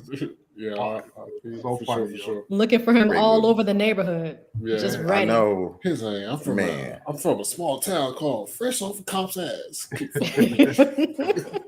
Let me find that boy. Head look like a witch broom. Yo, Robert Harris was great, man. Like, what's your name? He was like, I forgot to do. He's like Malcolm X. He's like, oh, let me get you a pork chop sandwich. Chop my pizza. Chop my pizza. Classic, man. Classic. Oh, let's see what else we got. Misty says Grease. Now, I love Grease. One of my favorite movies of all time, man. Yes. From the beginning to the end, I'm dancing and I'm singing. When they sing Summer Nights, Summer loving, have me your blast. Oh my gosh. I'm taking you to karaoke. We're doing a duet. Yo, Grease is the shit. Yeah, I love Grease. There you go, man. Kaniki. The word. Have you heard? Yes, love Grease, man. I mean, Grease is definitely a classic movie, yo. Because even like the most thuggest of thugs have seen Grease growing up, and they love that shit, yo. You know, exactly. This is one of those movies that just did their thing, yo. Yeah, it was a good movie. It had a good story, like good singing. Like the songs were actually good. You know what I mean? For it to be like some old school shit, like the songs were good. And I mean, they just did their thing, yo.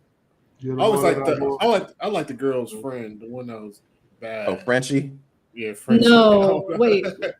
You said the one that was bad. That was the one that was Roxy. the one that was encouraging her to do all the shit. I don't know why I like her. Okay, so the leader of the Pink Ladies was Rizzo. You're not talking about her. See, now he you already he know said bad the one that was Renee.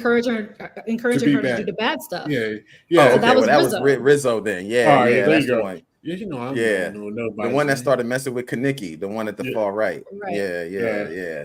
Valerie, Yeah, that's hilarious. Them 30-year-old high schoolers. Yeah, you're right. Yeah, you definitely. They look old as hell. Yo, for real. Look at the dude at the far right, yo. He looked like he's 40, yo, playing a 17-year-old in this film, yo. Like, yeah, that's what I'm saying. Yo. He definitely sold me a car. Yeah. He probably sold me he was my house. actually he was 28. He was definitely in the working movie. at the gas station. That's so sad. He was 28. So he was born in 50. Movie came out in 78. My God. Wow, he was 28 playing. Yeah. And this is right after John Travolta, I think, did Saturday Night Fever. So he was pretty big by now. Yeah, that was another one of these. Travolta was 24. Who was 24? Travolta. John Travolta was 24. He looked older than 24 on that. God damn. Yeah, he did. Damn, yeah, man. He look old as shit. Look old as shit. Yo. They all do. Especially the bottom right, yo. He looked like he got a 401k and 3 kids at the crib. Right. Oh my God. About his mortgage already. Yeah. Yo, I love this movie, yo. I love the songs. The soundtrack is fantastic. Starting off with Summer Nights. Then you got the song with Olivia Newton-John, which she's singing real slow. I mean, the You're the One That I Want. You're the one I want. Ooh, honey, the one that I want. I mean, who doesn't love that shit, yo? Y'all put in the comments what your favorite Grease song is. I know y'all watch that shit. I know y'all. Yeah, they definitely did. That joint was fire, yo. Definitely. Where was I at? Damn it! Whoops. There we go. Let's go through some more, man. Karen says, guys, don't forget about Chadwick Boseman as James Brown. Yeah, he killed that. I saw that movie. Get on up. Actually, that's a good ass movie, man. For real. That's probably the only movie that he did. He looked like the actual character he was playing, yo. He didn't look like Thurgood Marshall when he played Marshall. Let me tell you something. Yeah, he looked like James Brown. James Brown in this joint, yo. Yeah, he did. Like straight up. Yeah, I agree. And he was really good in it too, man. He danced. I love this movie. He was dancing like James Brown. He was talking like James Brown. He was moving like James Brown. Yeah. Because you definitely couldn't understand him. Damn word he was saying. But he pulled it off though. He pulled it off. He was great at it. He pulled it off. Yeah, I really did enjoy that. There's some other ones on here. Wow, Valerie, I think everybody's seen this. Oh, okay. Yes. Ron Johnson, Little Shop of Horrors, Rick Moranis, Steve Martin, a couple of singing girls. Well, we know who those girls are from the Martin TV show. Martin, right? Yo, let's talk about Little Shop of Horrors, man. Love this movie, yo. Love this movie. Feed me. Feed me, Seymour. Little Shop of Horrors is great, man. Gina and Tisha. Tisha and Gina, Tisha Campbell, Tisha Campbell, Tina Arnold. They killed it, yo. As the girls singing through this, when they intro it, singing "Little Shop of Horrors" in the beginning, man, I just be wanting to sing with them. I mean, the only person right now that can probably sing with them is Cola. Seriously. Because I'll be wanting to belt it out like Little Shop of Horrors. And I like how they pop up through the whole movie. Yes. Yes. It's crazy. Y'all know who made this movie? No. Frank Oz made this movie. I don't know who that is, so you might as well. Yo, he said that shit with so much confidence and smiling. He's like, Frank Oz. You know who Frank Oz is? I know who Frank Oz is. Well, guess what? Muppet Show, Sesame Street. So Frank Oz is the creator of the Muppets. He does all the puppeteering. So he actually was something Johnson. Jim Henson. Yeah, Jim Henson. Jim Henson. He was involved with it, yo. But Frank Oz was one of the people that would do the puppeteers of, Well, don't say that. Okay. Don't. Yeah, he wasn't the creator of the Muppets. No. Everybody saying Frank Oz name at the end of Sesame Street and the Muppets and all that shit. Yeah, he actually played Yoda too. Henson. Yeah, I saw Jim Henson too. I was like, you saw Jim Henson? Yeah, that's it.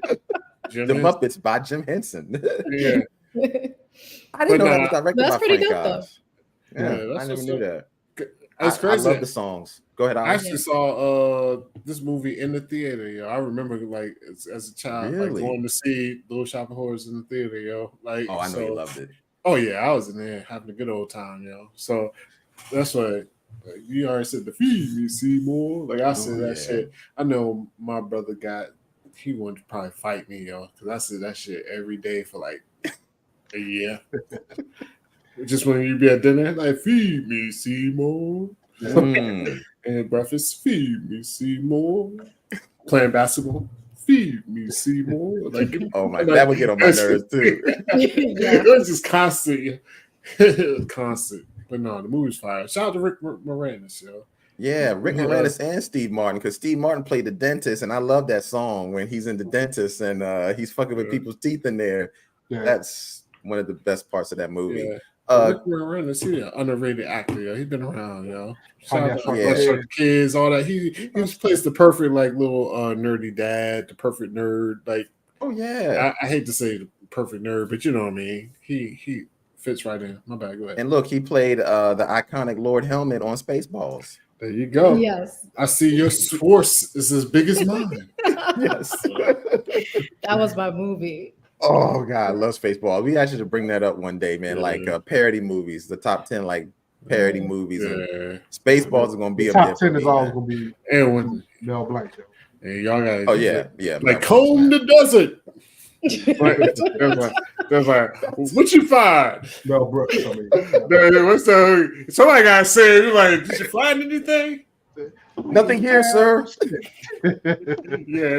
What you black folks? What they say?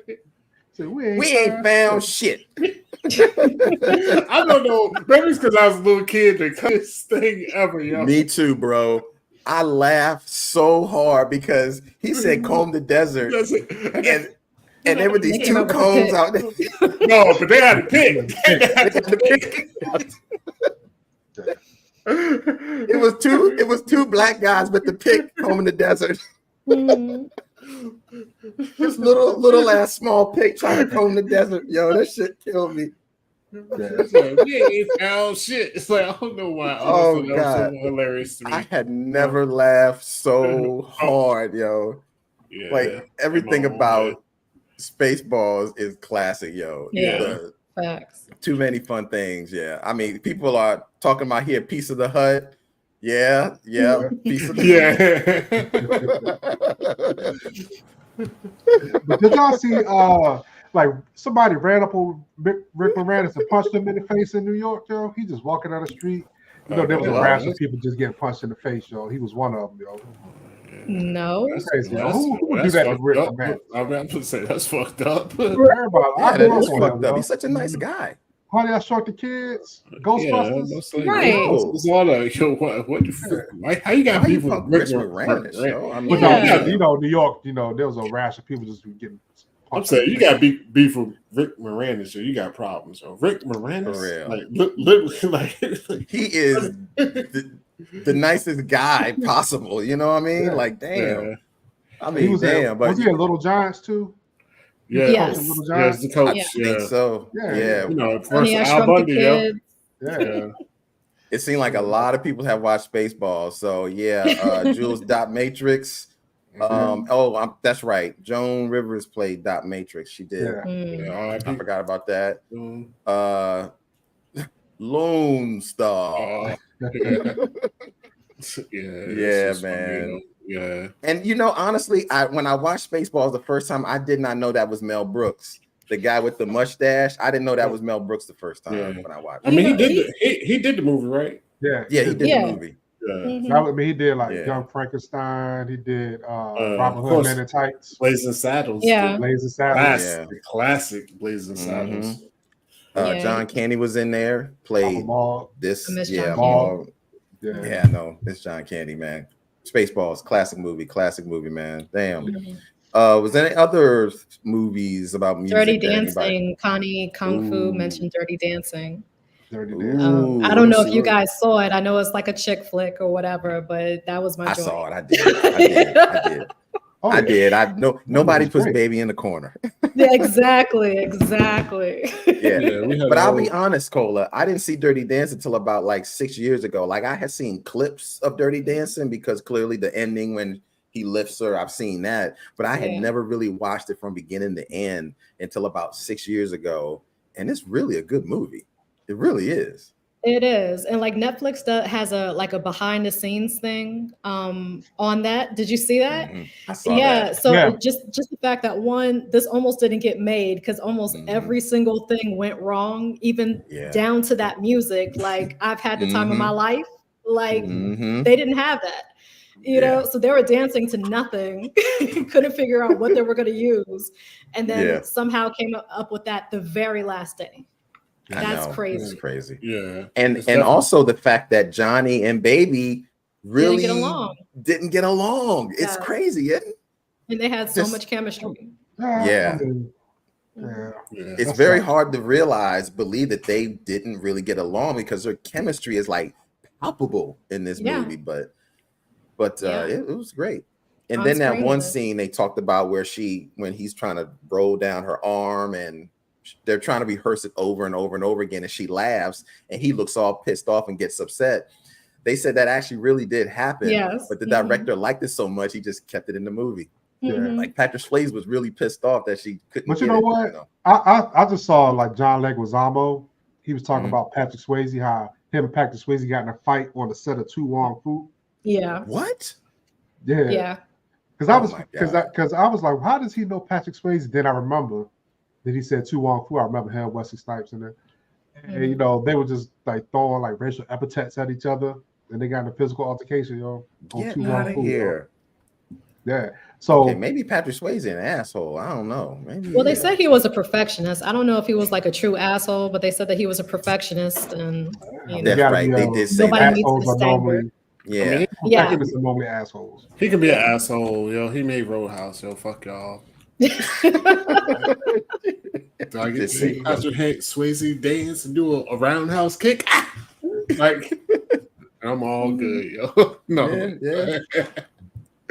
So what about this, man? We talked about hip hop a little bit. Would you consider this one of the great movies about music? 8 Mile. Yeah, I mean, I like it because, like, you know, Ollie and I, we love battle rap. So just to see like this be showcased in a movie, I loved it. I thought Eminem did a good job acting in it. You know, the dude, what's the dude? Falcon from Falcon Winter Soldier, Anthony Mackie. Anthony Mackie, He's like the most overrated actor in the history of actors, yo. Shots fired. Right. And shout out to my boy Kimo. Y'all got to defend him on him. Anthony Mackie signed them movies in Vegas. Yeah, tell him the story, Venus, man. Tell him the story. Yo. So yeah, check this out, yo. We in Vegas last July, and one of my homies, Dre, he's super plugged in out there. So we end up going to see. We walking through the Wynn Hotel, and all you hear was Dre. And Dre turns around, hey, what's up, man? So he walks up to this white dude. He's actually like the CFO of Wynn Towers. So we was like, oh shit. So hey, Dre, here's my table. You know, go see. He said, what y'all doing tonight? We want to see Ludacris. Go sit at the table. So we sit like maybe 10 feet away from where Ludacris is performing. So me and my boy Key sit next to each other. Anthony Mackie come in. He walks by, and he's like, Kimo's like, hey, brother, I love your work. Anthony Mackie goes like this. And just walks past him, right? So I'm like, oh, you would help do that to you, you know? You know what I'm saying? So that was like the worst. That was probably the worst celebrity experience I've ever had in my life. He's been around. And he didn't want no picture. He said, yo, brother, I love your work. Keep doing what you do. He just looks him up and down and keeps walking by him like he ain't even there, yo. So everything he does, I'm cursing him. Hope he doesn't have another successful thing. I know he's about to have another movie come out, but I'm gonna watch it anyway because I'm a Marvel person. But I'm not gonna like it when I watch it, It's Clarence, and Clarence lives at home with 2 good parents. Right. That's what he is, yo. But as far as the movie goes, yo, Eminem, no, he killed this movie, yo. I mean, I think this put him like in GOAT status, and he was already there, but I think this kind of cemented him. I think people have different respect for him. Yeah, his acting is actually pretty good in this movie. Well, I mean, he was playing himself. So yeah, that's true. You can't get too far from playing yourself. Yeah, definitely. Well, I mean, like he was true. kind of self-deprecating in this film too, yo. Like he ain't glorify himself as like a superstar. He really showed him getting beat up. He showed him, dude, got cheated on.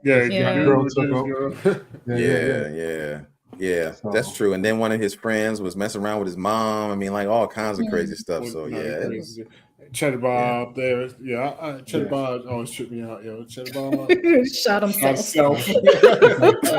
And that was a saying for a little bit, you know. Cheddar Bob. And I do want to give one shout out, yo, to Makeup and 8 Mile, yo, because my boy Mekhi Phifer's braids, his damn. Them shits the best dreads you ever see. Man. As soon as I said it, you see the face, the disgust on Cola's face. She was like, "No, yeah, sorry." They got that weird freaking Tyler Perry Studios or something. It's definitely a Tyler Perry wig, yo. Like them damn braids. The Tyler Perry wig, yo. He ain't had no hairline. It just like it wasn't even shaped up or nothing. It was just there. On his head. It looks so bad, yo. It looks so bad. Looked like he had a chia pet on the top of his head, yo. That shit looked ridiculous. It was horrible, yo. Yeah, good movie though, but horrible. With the rapping in it, like when Eminem, like basically, took the raps, took everything Clarence was supposed to say to him, he took it back. That was smart. The ending is fire. I will give you that, yo. Yeah, especially like I watched the whole movie just for the ciphers at the end. You know what I'm saying? Like I go through it all just for the ciphers at the end. I love it. Yeah. Well, one thing I didn't know, like they did a behind the scenes on that one too, and they said something like Eminem did battle some people that were there, like some of the people who were, I guess, they were battle rappers. Yeah. So like, to the point that he went hoarse. So he couldn't even continue his stuff because he went hoarse.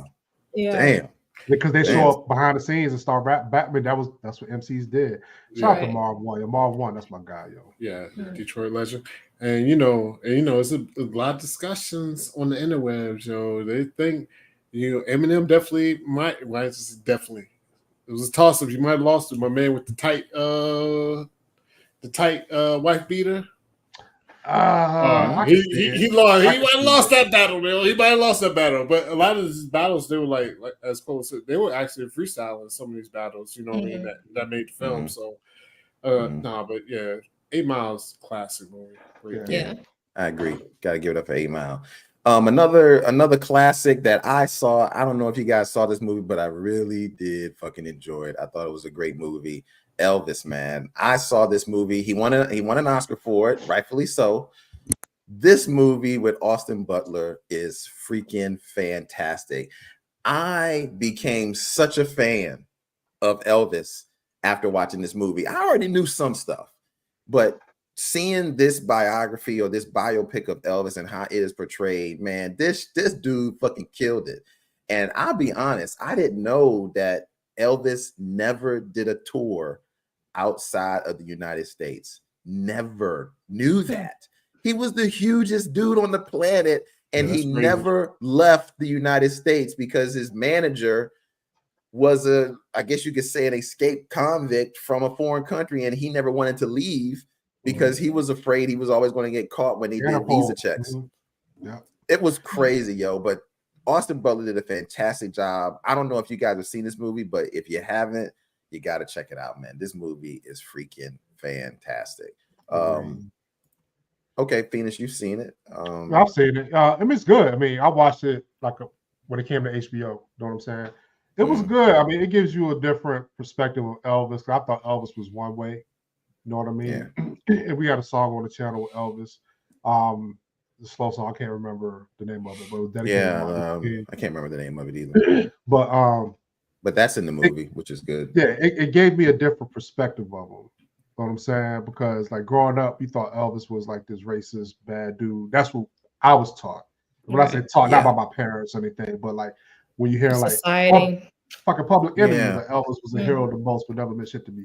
So you started thinking like Elvis is this bad guy, but then you start doing your own research, start listening to the stories and stuff like that. And I mean, it was still. I mean, I would say this because there was like this one guy who said, I mean, basically he did the voice before Elvis, and Elvis kind of did his voice and took it to another level. You know what I'm saying? His music and all that stuff. But I thought he didn't mess with the Black community like that. Come to find out, me too. And and that's good. I love getting my preconceptions washed away. Like, oh, for real. And I think that shows growth in most people. If you can sit back there and do that, and Elvis in the Black community, So and we got a joint. If I Can Dream on the channel. Go check it out. If I Can Dream, that's the one. That's the one. Great song. Definitely enjoyed it. I was surprised how much I liked it. And if you watched it, go watch it again. Yeah. Cola, have you seen this movie? This one I haven't seen. No. Yeah. I'm with you. Good. You should check it out. That's why I've been quiet. I just be like, I'm doing comments. See, I don't have another job, so all I can do is sit there and like, okay, yeah, that sounds great. Any other movies before? Oh, go ahead. Go ahead, so, Cola, have you seen The Stars Born? No, Lady I haven't seen that. And nobody's seen The Stars Born.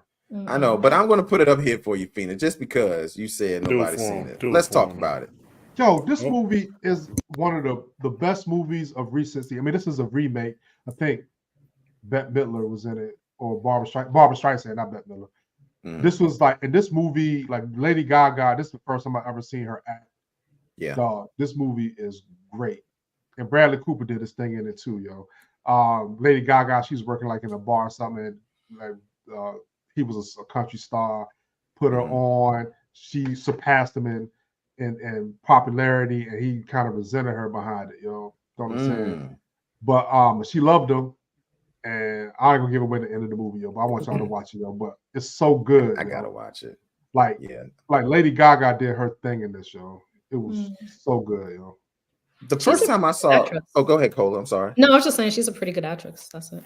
Yeah, that's exactly what I was going to say. She's really good because the first time that I saw her act was, I think, prior to this, she was in American Horror Story, and I was like, damn, yo, Lady Gaga can act her ass off, and then she did this. So I know she killed it in this, even though I didn't see it, because I just know what she did in American Horror Story. It blew me freaking away. But the thing about it is, the American Horror Story, that's what I thought Lady Gaga was, because she was always in makeup. Always kind of like out there with her costumes and stuff. Yeah, this is her with no makeup, her being home. No, I would just say, because I haven't seen it. But what Corey said, American Horror Story, she wasn't in, like, she was not the whole. She was her. She was not her, but she was good. She was good. Yeah, it was great. Any other movies before we, I mean, look, real quick, we got 50 plus people here on this live. Go ahead and like this video right now, because you're rocking with us, man. We understand. Well, we got a lot of stuff, and we really appreciate this. You guys hanging with us, and we got Cola here, so thank you for that. But yeah, we got 50 plus people in here, man. Like this video so we can go higher up in the ranking, so a lot more other people can get and chime in on this music in the movies thing. But we got a lot of people saying some stuff. Ooh, here's a good one that somebody brought up. I don't know if Cola, you've seen this, but Breaking 1 and 2, Electric Boogaloo. Of course. Okay, let's talk about it, man. Corey, I'm gonna tell you, this is another one of my beefs with Corey. Long running beef we have here. Corey's like, yo, I love jelly. I love jelly, so good. Boom, boom, boom. Yo, Cola, have you ever had jelly? I'm sorry. It's all good. I mean, I rock with Turbo and Ozone, so yeah. Yeah, man. I love Breaking. I like Breaking 1 better than Breaking 2, but I still love them both just the same. I can watch them both. But I don't know if Breaking. I remember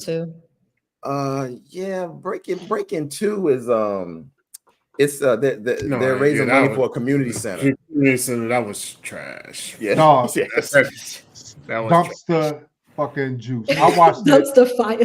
Dog, I watched this shit. I've been waiting for that for the whole show. And because I caught it at the beginning, I was like, "Oh shit, Breaking 2's on." So I was cleaning the house. I stopped and watched it. I was like, oh my gosh, this is horrible. Dancing off the charts. Of course, Right. Yeah.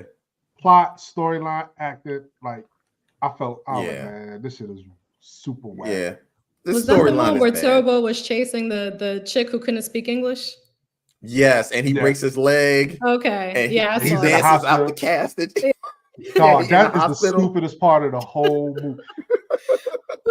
Wait, like everybody out the cast. He got hit by a truck or some shit, end up in the hospital. No, he was running from people and fell down some steps or some shit. He fell down some steps and broke his leg. Yeah. And then he was like in there in body cast, and then all of a sudden he do all this breaking shit and out of body cast, and now he's back at the community center, standing in front of the whole hospital was dancing. Doctors, nurses, even the person with the charging up on the he was like I was like, it's very campy. It is. It is very campy, yo. But it was like what when you have like people who are not in the culture making a movie about the culture. That's I agree. Yeah, and this is shout out to my man Tony. Tony's been on the joint before. It was one time we went to a 80s joint and he was Turbo. We had to we reenacted the scene.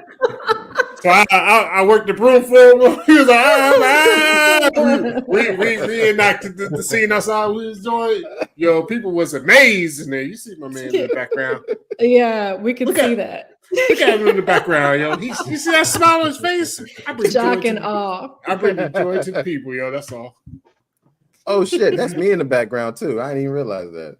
Is that where? No, that ain't I think that is me. Yeah. That is Corey. Damn, that's Big Corey. See, I didn't recognize Big Corey. I didn't recognize me either. Damn. Oh, Lord. That's not you. That is Corey with the smile. It's just the smile. Yeah, that's me. Between the smile and the Oh that's my me, God. yo. Yeah, that's me. That's definitely me, yo. I don't know if I'm wearing glasses at that point though. I'm it doesn't look like it. it. The glasses are there. This is not a good picture. Oh, on my screen, on my screen, I can see the glasses because That's this is old school. This is before HD. Yeah, making that broom. Yeah, had that broom dancing around the room, yo. That's hilarious.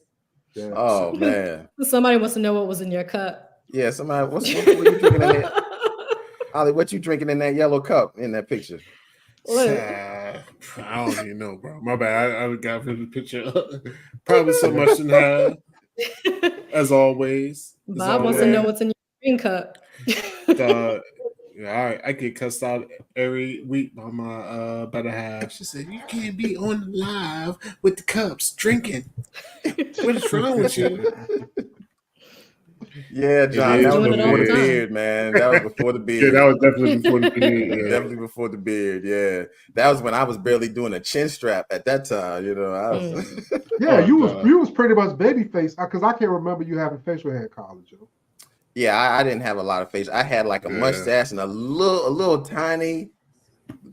It was best like a feathery hair. Yeah, a little goatee, and I had chin hair, but that was it. You know, I did have a chin strap, but that was the best I could do.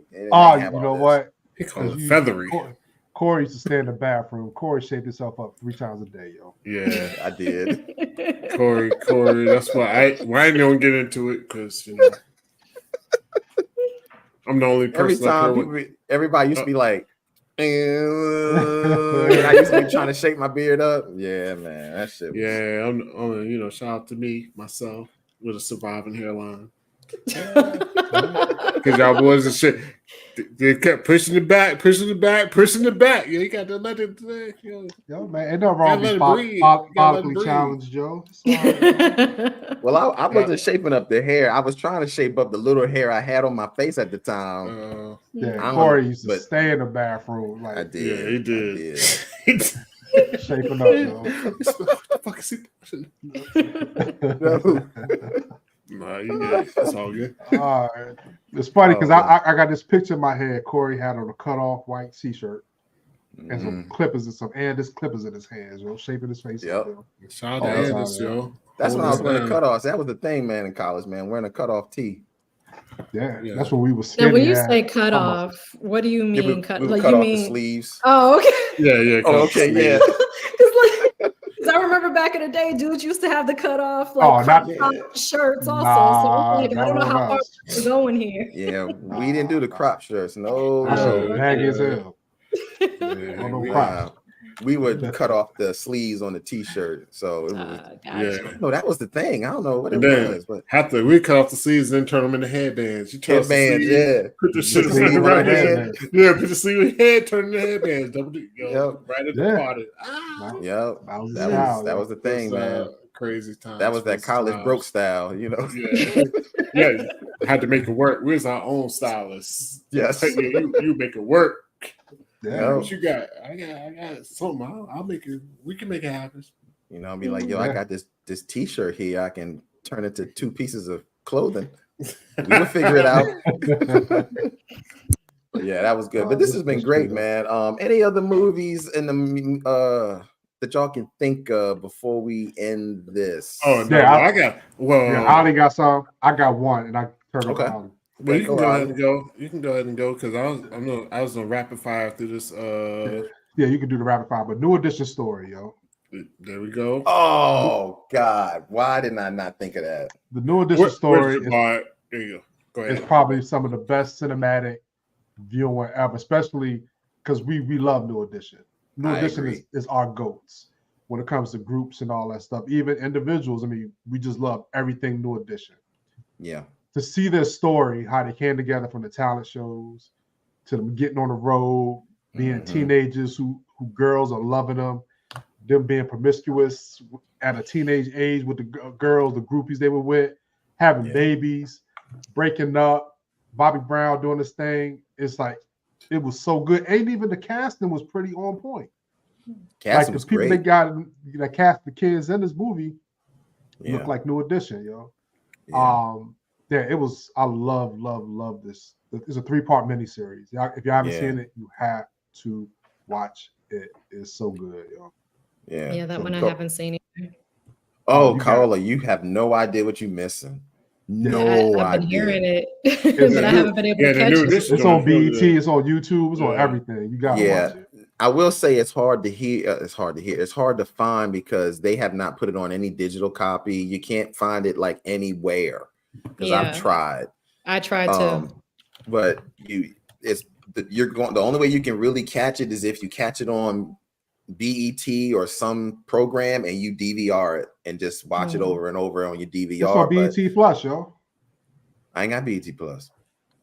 You can start watching for free on BET Plus, yo. I ain't got it. But there are some things in this story he's talking about a free subscription. It's free. I ain't signed. Because subscriptions ain't really free. And I forget to unsubscribe. That's what I'm saying. You have to do a calendar invite or like a calendar thing. Reminder. That's what it is. Yeah. Calendar reminder and be like, okay, today's the day to cancel. Yeah. I guess At least the day before it's supposed to end. That's what I should do. That's not a bad idea. But it's a great, man. I loved it. And I learned some things about New Edition that I never knew. And I'm such a big fan. The fact that Ricky Bell overdosed and almost died, had no idea about that. Damn, Cola, I'm kind of spoiling some stuff in here. Okay.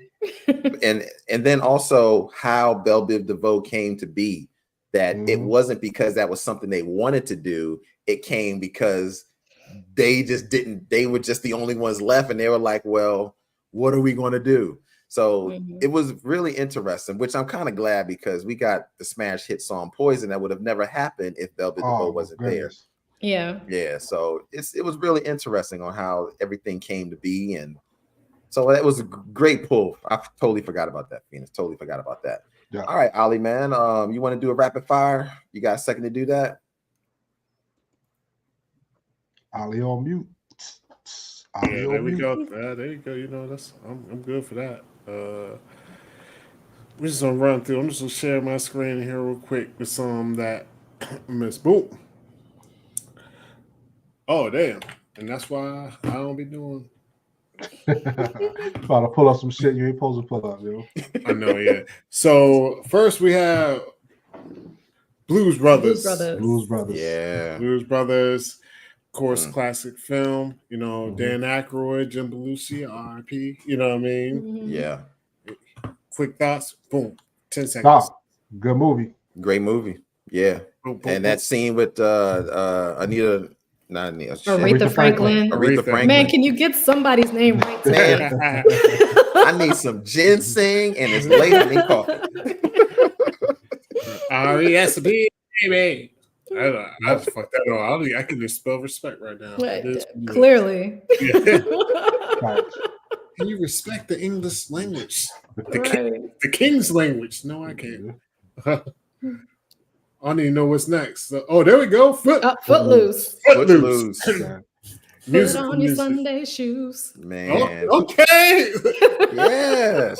Can you say the next verse though? No, I can't. That's why I stopped where I stopped. Look, honestly, I don't think anybody knows. Like that.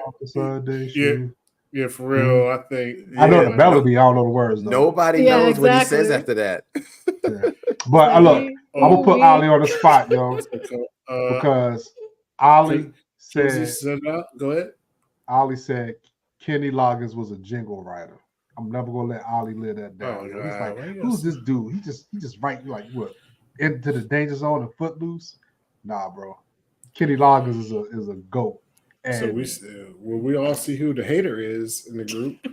Yeah, I like that. GOAT. Yeah, there you go. Yeah, Footloose is great, man. I love the ending too. The ending is my favorite part of the whole damn movie. Yeah. When the song plays and they go crazy at the prom or party, whatever the hell it is. Yeah, that's on the channel. Yeah, yes, sir. Then we got Pitch Perfect. Pitch Perfect. Yeah, that's my joint too. Pitch Perfect. Oh, I actually like those movies, man. Great movie. I love all three. Great movies. Yeah, I didn't like the third one that much. But the rest it's my least favorite. Yeah, 1 and 2 is definitely good. Yeah, the third one is. You could tell they were just like it was a cash cow. You know. Yeah. Yeah, I mean, it was like a playoff of Glee. You know what I'm saying? Glee was on TV. It just turned into the movies, yo. That's what it was. They shouldn't have done it. There it is. Say what's on your mind. Yo. Say what's on your mind. Then we have Amadeus. Rock me, Amadeus. Never seen this. I've never seen it either. You never seen it? Oh, y'all never seen it. Yeah, that's a good movie. Yeah. Okay. And really, that's the only reason I know the song, actually. And that's on the channel. I just know I know the song. That's it. Yeah. No, this is a good movie. I think it came out like 82, 83 or something like that. It's an older movie. Yeah, it's definitely an older movie. Older movie. Okay. Then we have Rocketman. Oh yeah, Rocketman. Oh, my bad. We gotta go back to Rocketman. Rocketman. I have not seen that. Me either. Y'all need to watch it. This you thought Bohemian Rhapsody was good? Yeah, this is equally as good. I bet. You know, you're watching the man right here, the GOAT. Yeah. Oh, it's about Mozart. Elton John. Thank you, Karen. Oh yeah, Amadeus is. Okay. I was like, Rocketman is definitely about a man that wore some flamboyant costumes. But I don't know if it said Mozart. Like Elton John wore wigs, but not those type of wigs. So I'm sorry. Go ahead. What is this? What's this? This is The Doors. The Doors. Jim Morrison. The Doors. Jim Morrison. Val Kilmer played The Doors. They had a movie. Is this a movie or? It's a movie. Val Kilmer played the movie, and that's the only reason I even know who The Doors was. It's a video coming out soon, folks. So I guess everybody. That's Val Kilmer right there with the hair. Yeah. That's Jim Morrison. This Jim Morrison. Yeah, this Jim Morrison. Honestly, because all the I was trying to find pictures on my phone. I was at basketball practice, I was working dual time, brothers. You know how it is.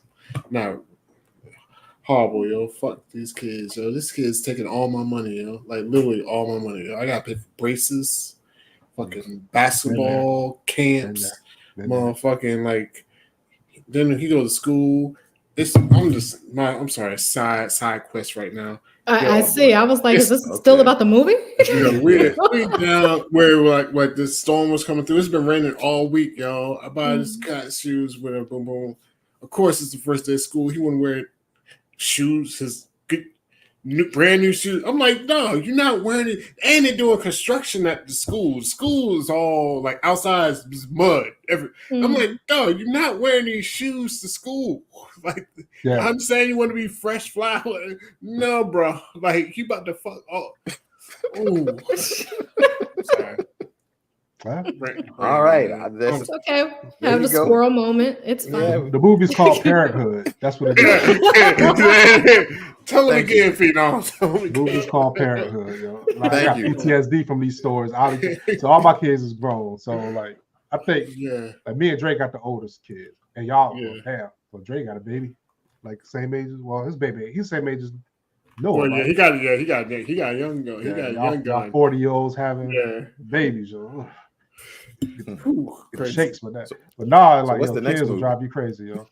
But this is Spinal Tap.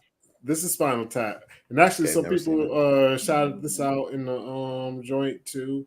So I wish I could search these comments. I'm gonna put in a bunch of suggestions to stream y'all. Y'all gotta work on y'all game, y'all. Yeah. Why is the blonde kind of look like He's the dude from Lenny. That's Lenny.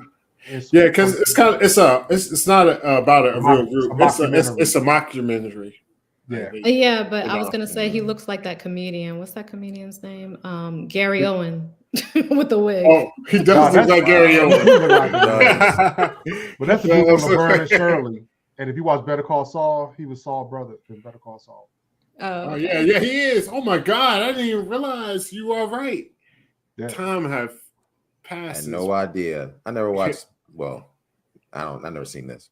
Oh, okay. Yeah, it's good. Yeah. But, and then last but not least, got a little bit of Wayne's World. Wayne's World. Party time. Excellent. Yeah.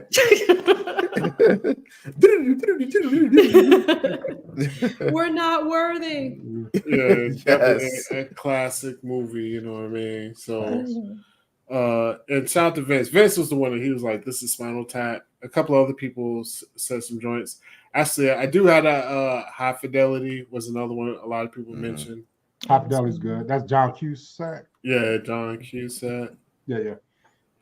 You know, so and I don't know, man. Don't forget Selena. Yeah, Selena was a good one. That was my joint too. Yeah. Great one. Anything for Selena's. Yeah. And Crush Groove. Forgot about Crush Groove. I've seen that one. Yeah, it's way back in the day in the 80s. That's a very important movie. That is, yo. Shout out to LL in that joint. I mean, Crush Groove was people that don't know Crush Groove was put together by Russell Simmons. Basically, it's like he did a bio op when he was still young. About him, about him starting Def Jam. And Def Jam, it's basically the Fat Boys was in it. LL Cool J, Curtis Blow. You know, he was in it. New Edition was in it. It was a lot of people that was in it. So it was a pretty. It was a pretty good movie for what at the time. I really enjoyed it. It was good. Still a good movie. I was about to say, bro. I'm just talking about like if you've never seen it and you go back and watch it, you may be like, oh, this is some 80s. But it ain't. But the movie is really good primarily because of the Fat Boys. Those dudes are just too fucking good, yo. It's well, they were good. Mine was LL, yo. We got different reasons for liking this movie. LL, for a lot of reasons. Dude, they didn't want to listen to LL. He was like, y'all, we ain't taking me and listen to nobody. Can't the room. Fox, my radio, believe me. LL was in the movie for like 2 minutes. And in the movie, Russell was trying to fuck with Run DMC, and so shout out Tougher Than Leather. Another classic movie. If you haven't seen it, definitely check it out. I watched it. It's good, yo. I like Tougher Than Leather, yo. You know. CB4. Jabbar says CB4. Oh, CB4. Oh yeah, CB4. Big ass biscuits. Big ass. That was biscuits. Funny. Well, this has been great. Oh, go ahead. Well, I'm just going to go through Fame. Never seen that. Hustle and Flow. It's hard out here for a pimp, you know. Car wash. Somebody says the soundtrack. Car wash. Go ahead. Yeah. Go ahead, Cole. Car washes. One more time, Cole. No, I'm not doing that. Don't put me on blast. Blew me up. Karen hit us with. Karen went to sleep. Shout out to Karen. Old Brother, Where Art Thou? I can't remember the song. They had that one song they played the whole like the record they made, yo. But it's a classic movie with George Clooney. See, I'm just going off the top of the head. When it was like the brothers on the run. Yep. Y'all never seen Oh Brother Where? Yeah. Never seen Oh that. my god! I saw it a long time ago. Yeah, it's been a remember. minute. Yeah, it's been a minute. Mhm. It's been a minute. I know this is one Corey like because I love this movie. Yeah, I don't know if I consider it a music movie though, but it had a couple of songs, I guess. Yeah, Baby, I'm a Rich Man. Baby, I'm a rich man. That's Baby, I'm a Rich Man. Baby, I'm a rich man. You a rich man. I love that song. I love this is one of my favorite movies. This is my top 10 movies of all time. So I love this movie. Yeah, shout out to Lord Biscuit 6ix9ine. Shout out, Lord Biscuit. And then whoops, sorry. Last one, last but not least. Jesus Christ Superstar. I've never seen that. Yeah, actually, I haven't seen either. This is like a big. It's like big though. Okay. Yeah, it's like a big musical. Yes, exactly. Yeah, it was on Broadway. Yeah, I do know that. All that. But somebody mentioned Flashdance. Debbie Bailey. Flashdance. Yeah, Flashdance. And it's like I don't remember much of it except for that iconic scene where she puts the water down and splashes it. Like that's it. Yeah, we got that on the channel. The end when she auditioned for the dance crew. The dance. Oh, What a Feeling! Is that what song they doing? I guess I don't know. Oh, I think so. What a Feeling! Yeah, but I think wasn't it Debbie Allen who choreographed Flashdance? I think she was. She probably did. No, I know Irene Cara sung the Flashdance song. Irene Cara. What a feeling. Yeah. Well, look. What a feeling. Is there anything before we end this show? We've been going on for 2 hours, so this has been good. We got 35 people here, so clearly, yes, they still. Thank you for sticking with us. Thank you. Still sticking with us. Don't forget to hit that like button, boom, boom, boom, boom, hit that thumbs up button, and share this video. But this has been really great, man. Cole, I know we left a lot out. We did. Yes, There's a lot. We did. It's too many. It's too many. Yeah, it's way too many. Just when you think you hit it, there's still 2, 4, 5, 6 more that pop up. It was Fame and not Flashdance. Thanks, Debbie. Oh, Fame, yeah. Yeah. Okay. It started with an F. I knew it started with an F. The Fame, Fame was good too, though. When they was all moved to the New York to the dance and shit. Juilliard, whatever. Yeah. What's the theme song of Fame? Because I want to live. Yeah, they did the TV show. Once it did the TV show, it was crazy, yo. Fame. I think that was Irene Cara too. The TV show was great. I never saw Irene Cara did Fame and Flashdance. Yeah. The Last Dragon. That was a good soundtrack, though. I'm trying to think, dude, what music is in The Last Dragon, yo? You are the you got last dragon. Okay. That's all I know. And wasn't it Vanity in it? Was it Vanity or Vanity Apollonia? It was Vanity. It was Vanity. Vanity, don't fuck that up. Cole. They look alike. I don't know. I mean, Prince had Prince messed with both of them. Exactly. Like they had a type. Prince had a type. They had the. He did. You lighter than him. Yeah, but how we going not mention Purple Rain and not give Sex Shooter, yo? Where Morris Day was had the girls dancing in lingerie doing the song Sex Shooter. Y'all remember that? No, I don't remember that. No. How y'all not know that in Purple Rain, yo? I don't remember that. Purple Rain. Maybe I saw the edited version. Yeah, maybe my what kind of version were you watching, Phenom? No, it's in the movie, yo. Sure it was. You sure you watching Purple Rain? Or you watching that Pornhub version of Purple Rain? You know, it's Purple Rains. Yeah, I'm correct. It's for real. You really watching that Purple Rain? Like, I don't know what you watching, Phoenix, because I don't remember that version. Strippers and stuff. Apollonia 6, yo. Wasn't it Vanity 6? It's Vanity 6. No, everybody would be taking out with another Ray Charles. Oh, there's 2 of them? Yeah, they had a Vanity 6 and an Apollonia 6. See, so how are you supposed to know the difference if they do the same thing at the same time? Like, I don't know. Because, I mean, they switched it out. It's the same girls, but they just switched out the lead. Yeah. Oh, my God. Bye, July, yo. I'm going to say, Cola, that Reigns joke, the Purple Reigns with the REIG. Chef's kiss. Thank I was going. I was like, yo, I was about to call. Oh, that's where you went? Yeah. But no, I didn't. Well, I went to I had to go check my my Pornhub history real quick. I was like, is that purple race? Like, I kicked my camera out, but I had to lie. I might have checked anyway. But yeah. I was like, yo, that's fire. I know. I caught it. Anybody else? I caught it. I was like, yo, I'm sorry. That was smart. See, that's what we got. We gotta have somebody smart on the channel. Appreciate it. Oh man. So there's the link to it if y'all get a chance to look at it. It's Sex Shooter. It happened in Purple Rain. I was about to say this. I was like,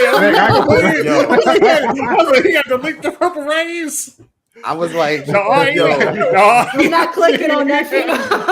I was getting scared, yo. I was like, don't click it. He gave a disclaimer. If you live in Virginia, Texas, Oklahoma, you gotta show your ID. You gotta show your ID because you can't watch this video. Yes. Oh God, bro.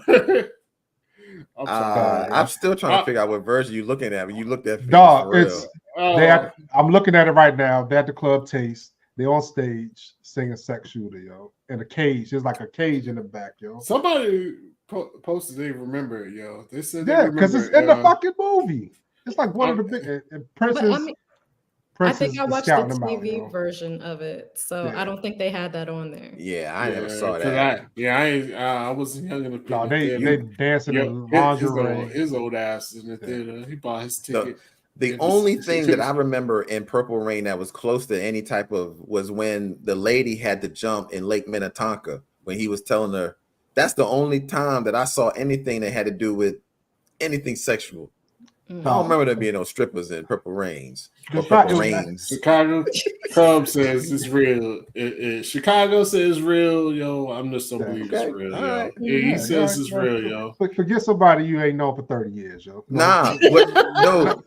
Yeah. I'm sorry. Chicago Cubs is not agreeing. Chicago it is. Cubs I'm looking right. If you go to YouTube and talk about Purple Rain Sex Shooter. I don't know. All I know, I work at IT, yo. You always got to verify. See, Mary Judd says the same thing. She remembers it too. Misty remembers it. Okay. Yeah. All y'all, that dirtiness on your mind, remember it. Y'all, I bet everybody who said they remember, I put money. Misty clicked that link. Phenom posted. She was like, "Oh shit." She's like Purple Rains. And you know what? This just proves to me that y'all really not Purple Rain fans, yo. Because if y'all know this is part of the movie, yo, this is a big part of the movie. I definitely saw the PG version. Y'all saw the BET cut of it. You ain't seen the real version. Yeah, that's probably true. I think BET would show it. It's everywhere else. I mean, it should. I mean, they got just lingerie, but BET, they be doing some fugazi stuff sometimes. It depends if it was the what's the era? What's the man with Nelly with the card?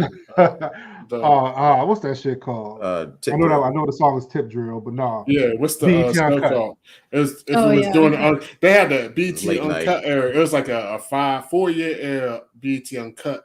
And what time would they show? It would be like 1 o'clock or something like that. It would be late. Yeah. I'd be like 2 o'clock in the morning. Because it's funny though, because they had like a song called "I Ain't Got No Panties On." I ain't got no panties on the dance floor. That was one of the songs, yo. Then they had a song with that thing smell like. Yeah. I remember they had these all titles of video. They have video. All this shit came from Florida. It seemed like it, yo. No, it was one.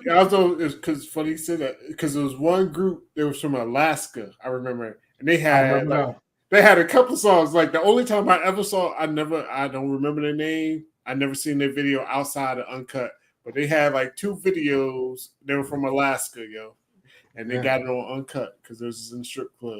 And they was claiming Alaska hard though. Yeah, and that's why they didn't blow.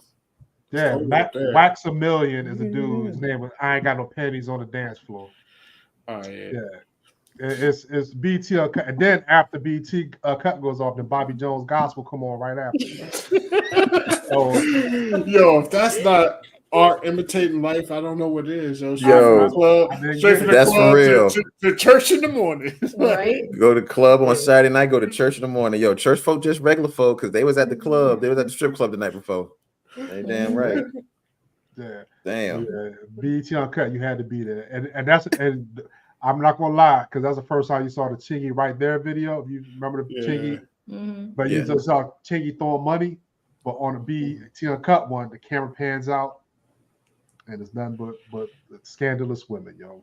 Like, scantily clad women acting scandalous with some change, yo. Yeah. But, it was. I never liked Uncut. Yeah, 2000 was. I didn't crazy. like the way they portrayed the women folk. Yeah. Okay. Yeah. Well, I'm Harris 2024. Yeah, that's why I like my women. There you go. What? Pantsuits.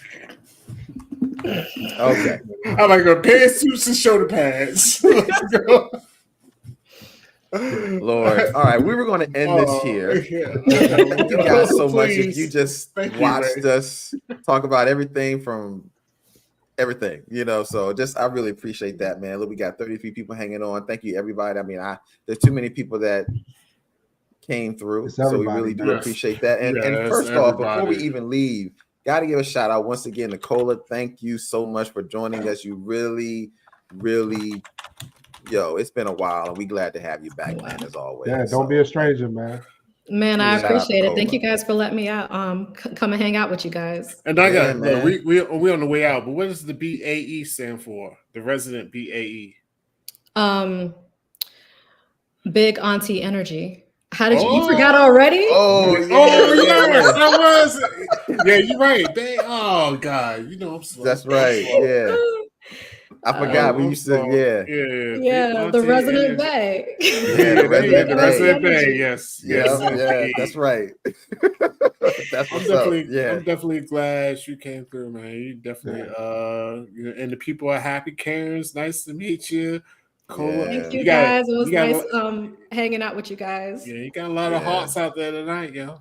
And thank you, Chicago Cubs. I love it too.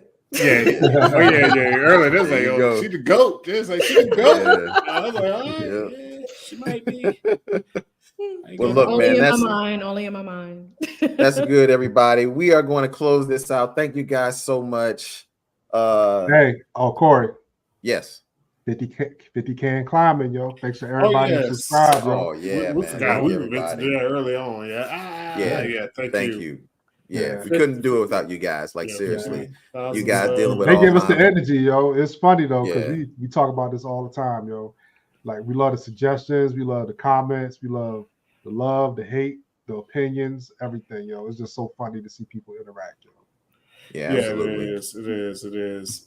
Yeah, and couldn't do it without you guys, man, for real. And all the love, y'all listen to all of our stuff and my crazy imitations, everything from beginning to end. You guys, man, for real. And thank you so much. We're going to end it right here, man. So as always, thank you guys so much. This has been great. What's up, Ali? I'm good because I was. This is what caused an argument on air. As always, how I do. But I'm like, we try to end the show tonight, so I'm good. Okay. Thank you guys so much. As always, thank you, Corey Roy, Phenom 202, Hollywood DA, and as always, Cola. And we'll be back next week with another live. Peace. Yep.